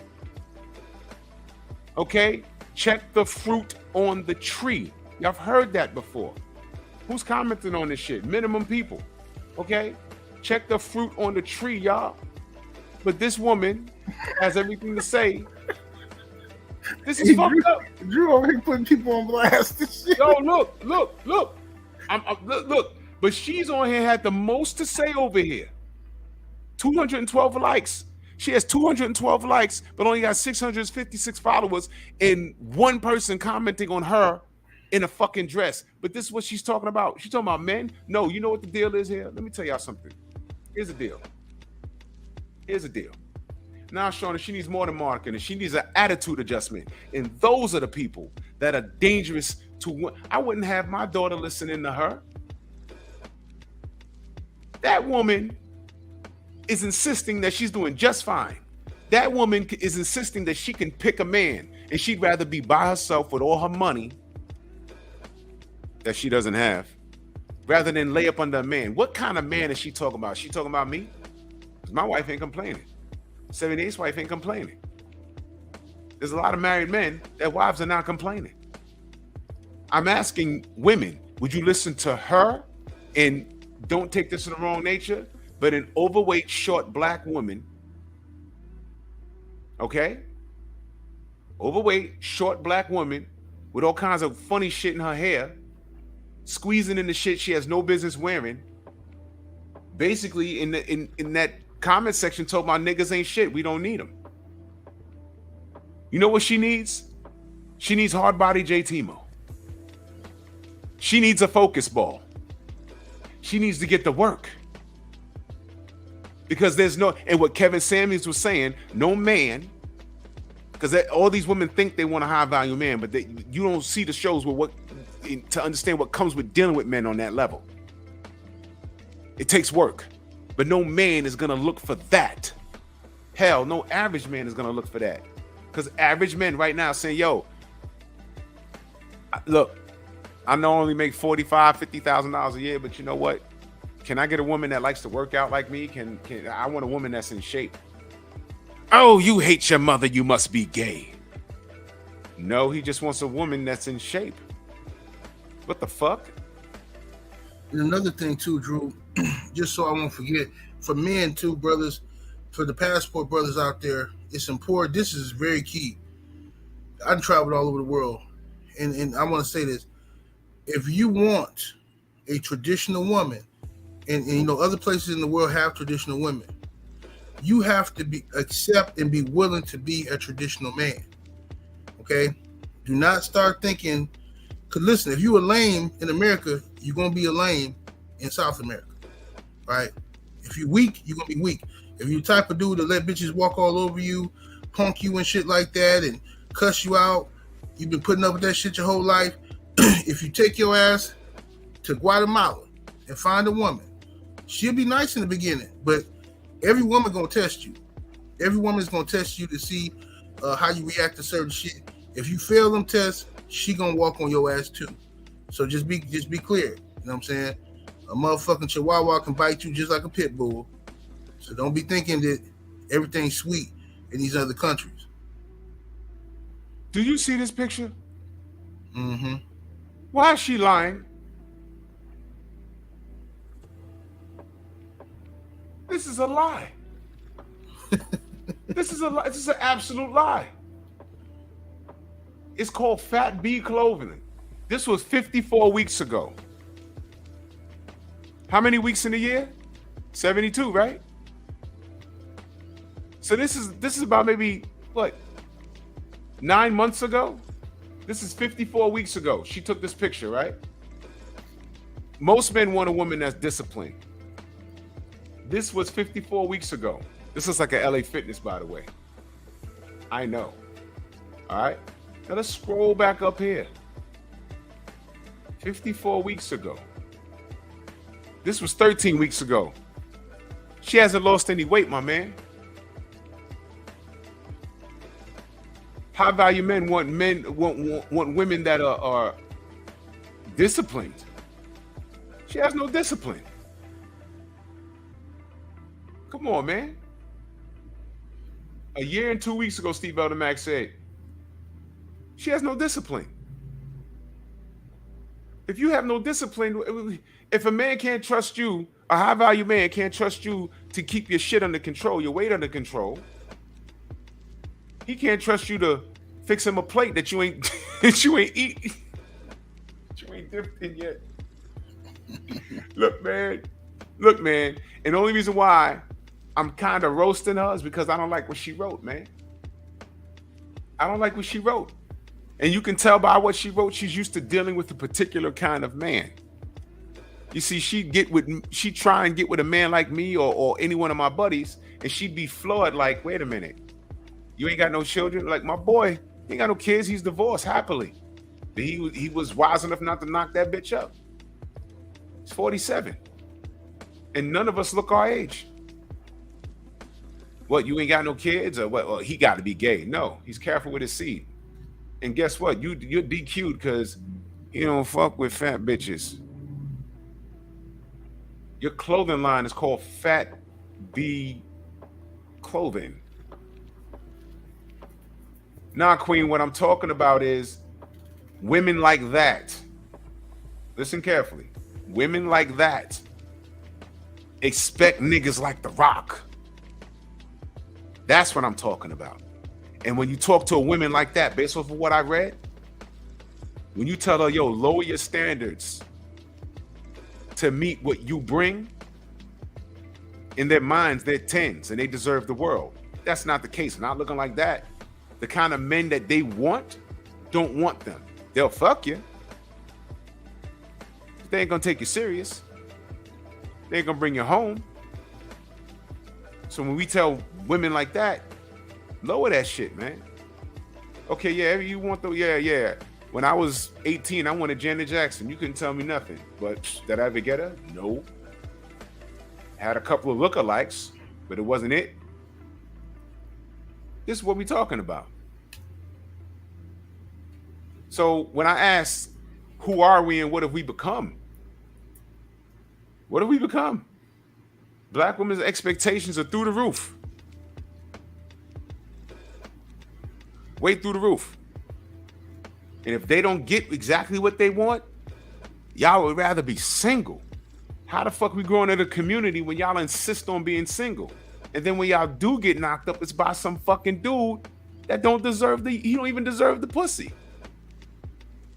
And then now y'all raising these single boys, y'all can't raise them to be men. And then they get sent into the world and I gotta watch my kids because of this motherfucker.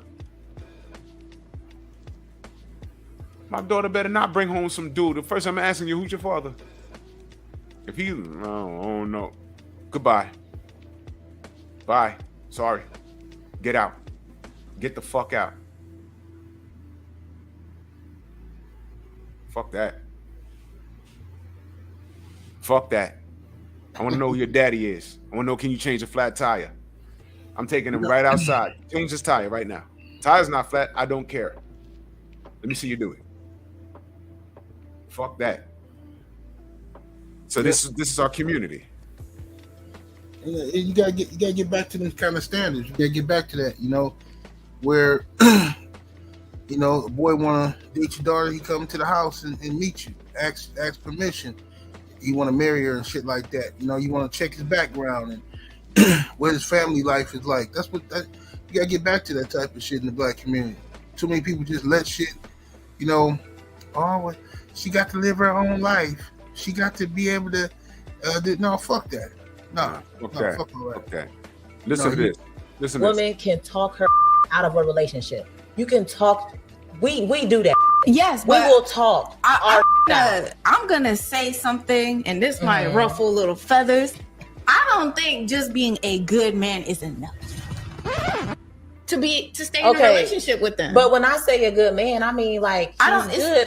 That means all around. That means himself, spiritually, mentally, physically. That's great. Healthily, like he's a good man. That doesn't mean that he's the man for you. And right. Maybe when you're going through these motions of getting to know him, you're realizing, okay, he's a great person, but honestly, I don't fuck with his humor. Like, he could be funny, but he's not funny. And that's why a lot of modern women are getting 40 with 4 cats and no man, because he's a good man, but because he's not funny, you gotta throw that out. Hey, but you know what? I saw that earlier. I left a comment. Not that exact video, but it was that video, but not that one you played. But this is why I tell brothers when I see shit like that. You shouldn't be mad at that shit. And I'm gonna tell you why. I appreciate the honesty. I appreciate a piece of shit telling you that they're a piece of shit. So now there's no confusion. Now you don't have to worry about getting tricked and, man, I loved her. I spent so much money with her and we was engaged and then she did. No, she's telling you you gotta listen to women when they talk. Okay, a lot of brothers so focused on getting the pussy. Listen to these chicks when they talking. Ask them questions. Listen to their fucking stories. Listen to how they talk and how they explain shit, because they're gonna tell you who they are. So she is telling you that she's the type of woman, she's unstable. She can have a good man, but still, that's not enough. It's not enough for me. Just being a good man. I don't care if you're a good man. What if I don't want to be with you tomorrow? You know, what if I want to try some new dick? That's what she's saying. So salute to her. She's just not gonna fuck with a nigga like me, right? And she shouldn't fuck with none of the other brothers. But guess what? Even after saying that, there's gonna be niggas who want to fuck her. And those niggas are the problem. Yep. Because they're gonna fuck her and give her this false sense of she's doing something. Because niggas gonna look at her, oh, she bad, bro. Oh man, she just saying that shit. I bet you if she gets some of my dick, I bet you when she gets some of my dick, she gonna get her mind right. No, nigga, you're gonna be another Vic. You're gonna be a victim. That's what's gonna happen. So when you see that kind of shit, like, you know, I like honesty. I like people who tell it how it is, because now everybody got a chance to make a decision as to how they want to proceed with this person. You know what I'm saying? So if a girl admits, hey, yeah, you know, sometimes I sell pussy. You know, sometimes, you know, my money get a little low. I got this nigga named James in my phone. He buy pussy from me and shit. Oh, that's what's up. Okay. Now I know how to deal with this bitch if I'm gonna keep fucking with her. Now, if she kept that to herself, possibly she could trick me if I fall for her and I like her and all this old other shit and she ain't nothing but a hoe, right? So men gotta stop getting mad when they see shit like that. Stop taking it personal. If that shit don't apply to you, stop taking that shit personal. Like when TLC came out with that song No Scrubs, all these niggas was mad. I'm like, bro, why are you mad? That shit don't got nothing to do with me. Hell no, I wasn't mad. I laughed. Like, I don't understand what niggas is mad about. Like, man, she saying she don't want no scrubs, man. Ooh. Like, bro, that's her opinion. She don't want no bum ass nigga. I'm not a bum ass nigga, so who cares? You know what I'm saying? So that bitch saying that shit, good for her. She gonna catch a Vic though. She gonna catch one of these weird ass niggas. One of these weird ass niggas is gonna be in her DMs. That's really how you feel, mommy? Hey, mommy, check it out. You know what I'm saying? I think you just need a real nigga like me. You know what I'm saying? I'm funny. I'm funny as a motherfucker. You know what I'm saying? Like, shut the fuck up, dude. That is. We have them on both sides of the spectrum. I can't stand niggas like that. Somebody gonna get caught out there. They think that their dick is gonna change her mind, but she has her mind made up. Just like these women that lay up with these dudes, thinking, yeah, my pussy, throw it in the air, turn it to sunshine type shit, Harlem Nights type shit. And hello, no, I'm still that nigga. Are you pregnant? So the government say you gotta keep it now. I ain't gonna be around. You knew who you was fucking with. And this is what we have become as a society. It's up to us to fix it. How do you fix it? Raise your kids. Raise your fucking kids. All right? Marry before you carry. Try that. Now, I know no one's perfect. Some of y'all, you know, made quote unquote mistakes or whatever. Fine. But be in your kid's life. At least do that. Do that. Be in your child's life. Have them understand what a household is, even if you're not living with them. We got all this technology, FaceTime, WhatsApp, phone calls. Make time to be in your kid's life. Show them what a village really can do. Yeah. That's how we fix this shit, man. But it's like, you know, the war's over, man. The war's over. It's been over. All right. And one of the things that I say can fix this thing is more conversations like this and understanding that there's a problem and only the family can fix it. The black family can fix it. Do you understand? We got here after 1965 in mission accomplished. Systematically fucked us off. We let the government handle the household. And look at where we at now. Look at where we at now. Thanks. You know, this is bullshit, man. Bro, I remember I had a birthday party. Was it a birthday party? I had some type of party at my house some years ago. And my mom came through. It had to be my birthday. It had to be my birthday. Because she came through with some cake. Now, my favorite cake growing up was caramel cake. Right? She make caramel cake from scratch and shit for me. She do that every year. That's like her tradition. Like, what she do. Right? So my wife will make a cake, but my mama always make a cake. That's just, she always did it for me since I was a kid. So now, she come over with the cake, and then she had brought some other food and shit like that or whatever, right? So I got the party at the crib, and my son there, what I'm saying, with his girl, some of my homeboys there with their girls and shit, other people there, just different females and shit is there with, whatever. So now everybody eating, right? So all the men unanimously is like sweating my mama food, right? So everybody's like, damn, like, man, you grew up with this shit, good motherfucker, right?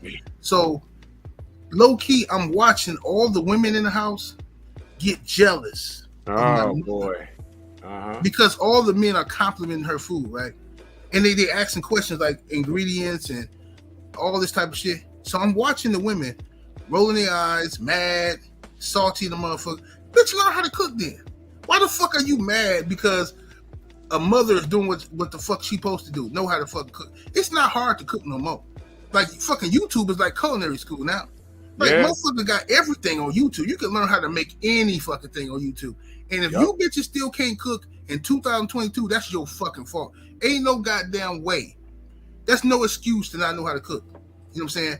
Like at least have like 3 or 4 dishes that your go-to meals that you can make. You know what I'm saying? Like it don't make sense. But motherfuckers, they get to watch women trying to compete with other women, like when a motherfucker can cook good and shit like that. It's just hilarious and shit. You know what I'm saying? The shit just funny, but it's no excuse for that shit. Seriously, it's not. If I go by, it's like, bro, I remember my boy, he invited me, and I talked about his ass too. And I told him, I don't give a fuck, like, whatever. He was mad at me, but I told him, this nigga invited me to a barbecue one time, right? And I'm like, all right, bro. He's like, yeah, it's gonna be Saturday, man. Just come through. We're gonna get it started around 12.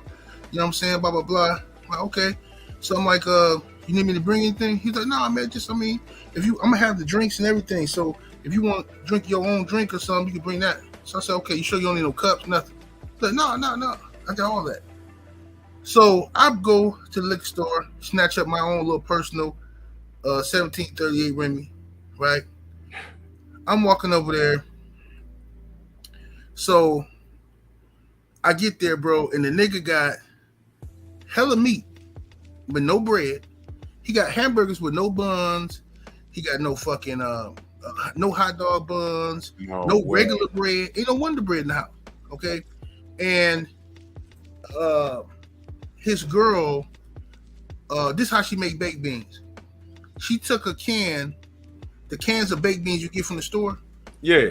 She took them and poured them in a pan, right? Just poured them in a pan. She didn't put no extra seasoning on it, no sugar, nothing. She just put the baked beans in a pan and warmed them up in the oven and thought she was like killing it, thought she was doing something. I'm just like, bro, what the fuck is this shit? So I'm like, man, so I said, bro, what the bread at? Because I'm serious about food and shit. So I'm like, bro, what the bread and shit at? He was like, oh shit, man. My girl's supposed to go to the store get some bread and shit, man, but she ain't go. You know what I'm saying? I'm like, man, what the fuck, bro? Actually, do you need anything, bro? I could have stopped and got some bread. He was like, nah, man, she finna go though. She finna go or whatever. And he was like, man, damn, she been drinking though. Hey, bro, you ain't had nothing. So he's like, man, you ain't had nothing to drink yet.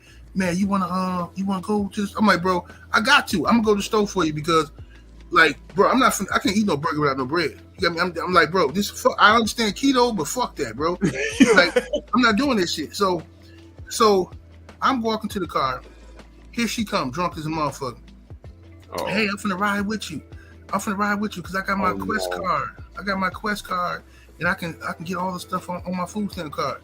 So I'm like, all right, well, tell homie, he know you coming? And she was like, yeah, he told me to come. So I called the nigga. I said, bro, you want your girl to come to store with me? He was like, yeah. I said, nigga, why? He's like, oh, she got a Quest card. I'm like, nigga, just give it to me. Give me the code. He's like, man, just go on. I said, nigga, don't ever send your bitch with me, nigga. You know I'm a motherfucking Mac, bro. Don't send your bitch nowhere with me, bro. Anyway, I don't know. She been drinking, and then what the fuck if she come back and say some bullshit lying on me like, oh, he tried to get with me? Fuck that shit, bro. Get this no. I just drove the fuck off, went home. I called that nigga the next day and talked shit. Like, bro, what the fuck was you thinking, bro? You ain't got no bread at the fucking barbecue. Then you try to put your bitch off on me, talking about go take her to the stove like I'm an errand boy or something. Nigga, that's a bad look, bro. What if I'm a piece of shit, nigga?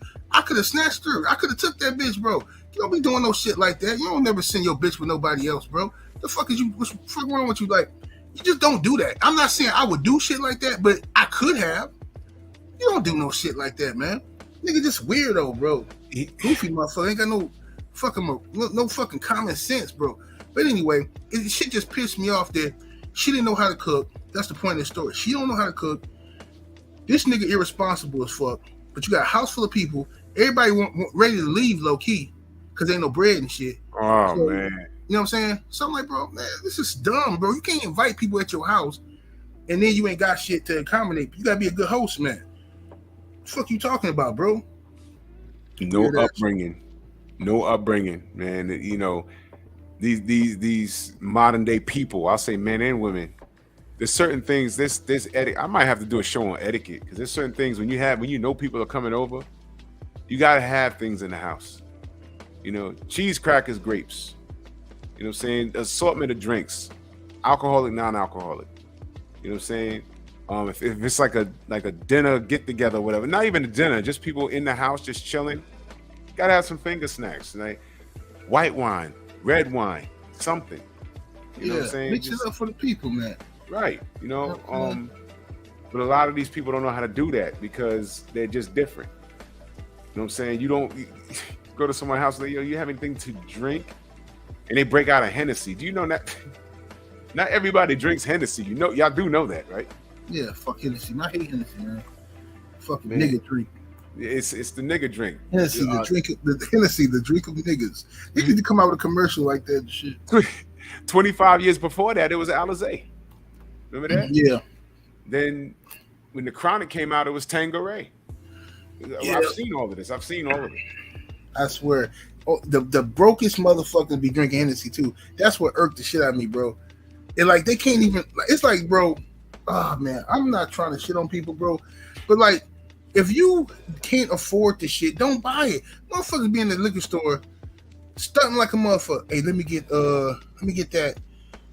that half pint of Henny right there. A half pint of Henny, nigga, just get you a whole fucking fifth of some other shit. Like, you know how much a half pint of Henny, that little ass bottle, finna cost you like $20-something for that little punk, and you ain't even gonna get drunk.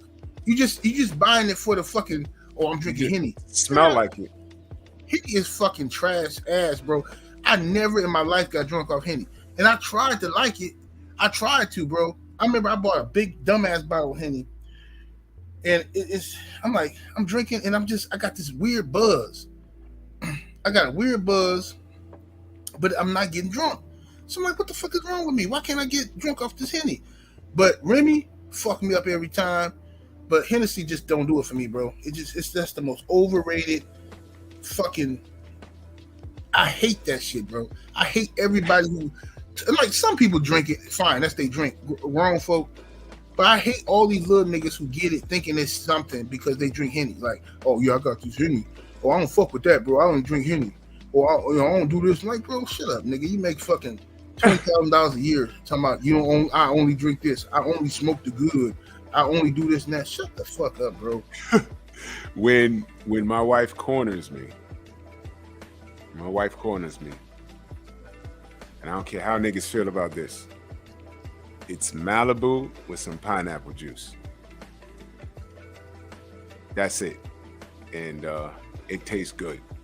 Mm-hmm. And that gives me a little buzz. And when we got an open house, we up in here cartwheeling. I got my hue lights set up to my phone to where the lights react off the sound. And every time you hear the colors be changing and shit. Right. Booty clapping sounds. Yeah. Yeah, man. I need one of those weekends because we don't get no peace, man. I swear to God. But yo, I'm gonna bring this to a close, man. Thank you, brother, man. This was dope. And hopefully we sparked some thoughts in people and motivated them to give a shit about where the community is and maybe talk about it more and get something done. You understand? The goal here is not to bully, but you know, we acknowledge that there's a problem, identify what you have to understand that there's a problem. You have to prove it and then identify where it came from, which is what I've been doing. I pinpointed where it came from. I presented facts. So we acknowledge there's a problem. Now I'm in a point where it's like, what do we do?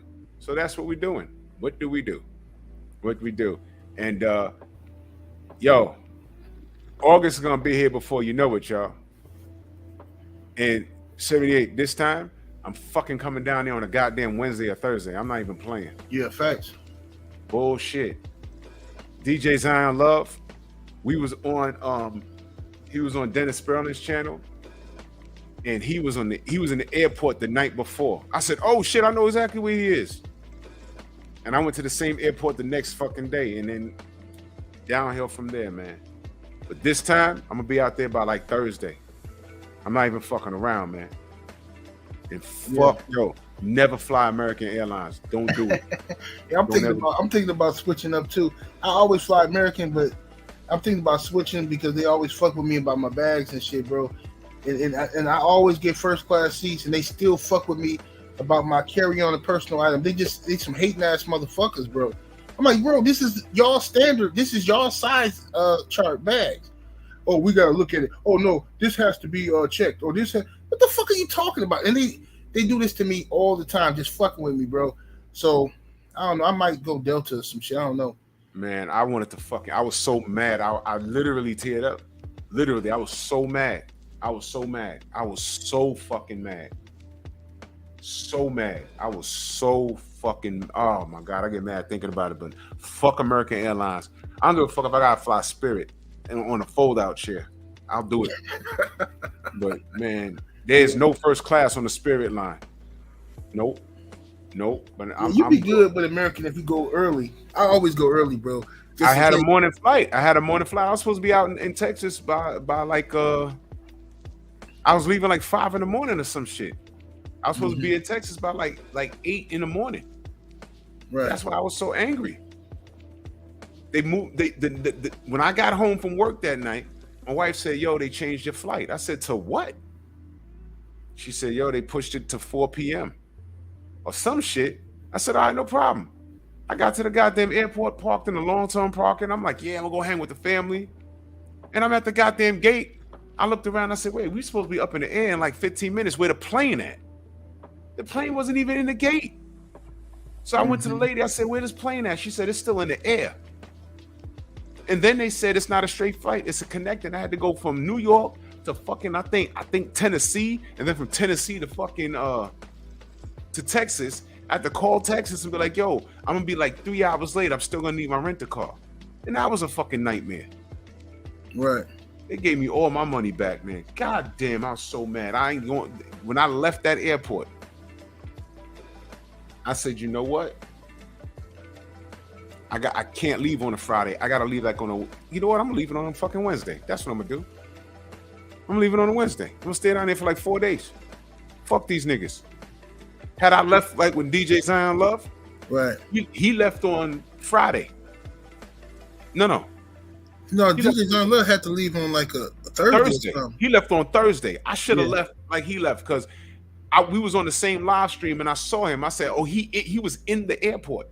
I said, "Oh, I know where my brother's going. I'll see him later." I left like a dope. I left on Friday. Fucking ridiculous, man. I'm going down. I'm gonna be in Texas this year on Wednesday. I'm gonna be there on Wednesday. Just get there early, be safe. Go kick it a little bit, and then that give me, in case I got to rest, in case on Wednesday something happened and I got to rest or something. Like that's what happened last time. I got there on like I think Thursday, and they lied to me and told me my suite was gonna be ready and I can check in early. That's the only reason I got there early, because they said I can check in early. Then they got me waiting in the fucking lobby and shit, talking about the room ain't ready. I won't be able to check in until 11. I'm like, what the fuck? Like I came here early. I caught an early flight because of this. Then one of the little helper dudes, I forgot what you call them, bellhop dudes, whatever. He go check my room. He like, "Man, your room is ready now." Like, why the fuck they got me out here just hating ass motherfuckers?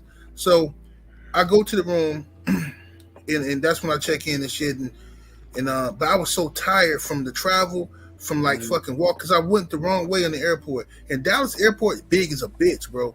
I heard. I walked all the way because my ride was waiting outside. You know what I'm saying? My security was outside waiting on me at the gate. So as soon as I got off the plane, I make a right like an idiot, right? I make a right. So I'm thinking about Milwaukee airport and just stuck in my head. So I make a right and I'm walking. And I end up all the way on the other side of the airport. I'm like, what the fuck am I? What the fuck? I said, hold up, man. So my security called me. He said, hey, where you at? You know what I'm saying? I'm like, man, I'm describing. He said, man, you on the other side. He said, come back to where you were. He said, I parked. All you had to do was walk right at the door. So I said, what? I had to walk all the way back. It's like a 15-minute walk, all the way back from where I was at, and then walk down the steps. I said, bro, I literally could have just walked right outside the gate and been outside and been with my security. So I'm like, man, what the fuck? So then we get there or whatever. But so I was tired. So BFTV was like, yo, bro, man, we gotta go. I'm gonna come get you, man. Let's go kick it. I'm like, all right, man, let me get like an hour worth of sleep. Let me take a nap. Man, I woke up, bro. I was supposed to get up on BFTV at like 8 o'clock. I didn't get up to like 11 or 10 or something that night. And I text BF, say, my bad, bro. I'm tired, motherfucker. And I just woke up and I was like, man, shit, bored the motherfucker. Now I'm woke all night. So I think I ordered some food or some shit. And then got to mess with this little housekeeper bitch and shit. I started fucking with her. You know, everywhere I go, I always give me a housekeeper every time. Housekeepers, like, low key, is some straight freaks, bro. People be sleeping on housekeepers. When you go travel, especially if you got you a nice suite, they know. They be gossiping about shit like that. They be like, oh, this is one guy. He's in such and such room. Yeah, they be thinking shit like, man, please. I always get me some good housekeeper here everywhere I go. Oh, shit. That's a game I'm not up on it. That's crazy. What's the exact date this year? Oh, it's gonna be the August 11th and 12th, or is it the 12th and 13th? Let me see here. Friday, Saturday is 11th and 12th. Yeah, it's gonna be 11th and 12th. Okay, bet. I think we're gonna do the meet and greet on one or day or the other, and we're gonna have the barbecue the other day. All right, bet. So I'm flying down on the 9th. I'm not even fucking with it. I'm gonna stay all the way until the 13th. I'm flying down on the 9th. I'm not playing with this shit. Because last year, this month, I bought my shit I bought my whole trip. I booked my whole trip in February. The whole trip. It was about 3 racks. Right. I booked the whole trip, the rent-a-car, the hotel, everything. They gave me all my money back. Fuck that, though. This time, I'm coming down on a Wednesday. I don't want no bullshit. And I'm flying out of... Don't even fly out of New York, y'all. Go to LaGuardia. I'm sorry, go to JFK in Jersey. Fuck that. I'm about to drop. They got JFK in Jersey? Yup, JFK. Fly right out of there. Fly out of there. Because you know why? If the way the New York airports are set up, you have to drive to every airline. In JFK, I could have walked to another airline, but like, you got anything I could like, did anyone like not make it going to Texas? So I could just, just fly out with y'all or whatever.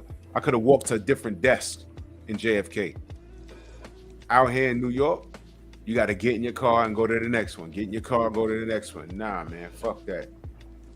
No, I'm sorry. I said JFK. It's in Queens. I'm bugging. Yeah, that's what I was like. It's JFK in Jersey too? Yeah, I'm bugging. Yeah, I'm bugging. Yeah, it's JFK. JFK is a little better than LaGuardia. I will say that. But fly to Newark. I'm going to Jersey. Fuck what you heard. This is stupid. Thank you. Yeah, Queen, you 100%. New York airports are trash. Don't even do it. If you come visit here, land in Newark. No, I'm sorry. You could land in New York, but fly out of New Jersey in Newark. It's worth it. Trust me. Man, New York just got too many people for me, bro. That shit just, like, every time I'm in New York, I just feel like I'm going to get the heebie-jeebies, like some type of germs or some shit. It's always motherfuckers, man, I was in New York. I was in the airport. I think it was JFK. It was this dude, big hairy ass motherfucking dude, man, like a fucking Neanderthal caveman or some shit, man. And he was just sweating like a motherfucker, man. It was hot up in there. He was sweating like a motherfucker. Because I was going to Atlanta, but for some reason, it had some weird ass connecting flight to go to New York. It didn't make no sense. Like it's just going out the way for nothing.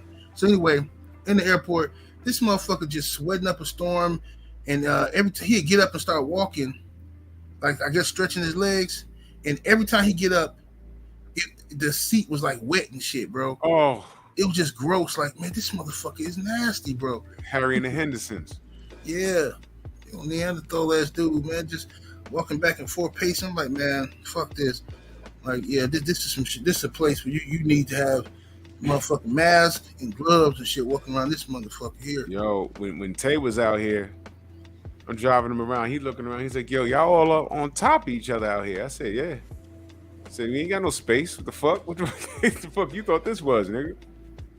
We ain't got no space out here, man. That's why everybody out here angry. Niggas gonna be like, good morning, because we see each other, man. Oh, nah, Terrence, I'm about to get out of here, my brother. I'm about to get out of here. It's 1 a.m. I gotta get up and I gotta do some studying. I got an exam coming up and I gotta do my show. 10 a.m. tomorrow, man. But Friday, I have an open link. I'll get cats on. Salute to you, Terrence, man. That's my brother right there. But 78, man, good looking, brother. Yeah, no doubt, bro. Salute to Drew. Salute to the chat, yo. Word up, man. Morning time. You know what the time it is. I'll be in the chat. Peace. Peace, y'all. One love.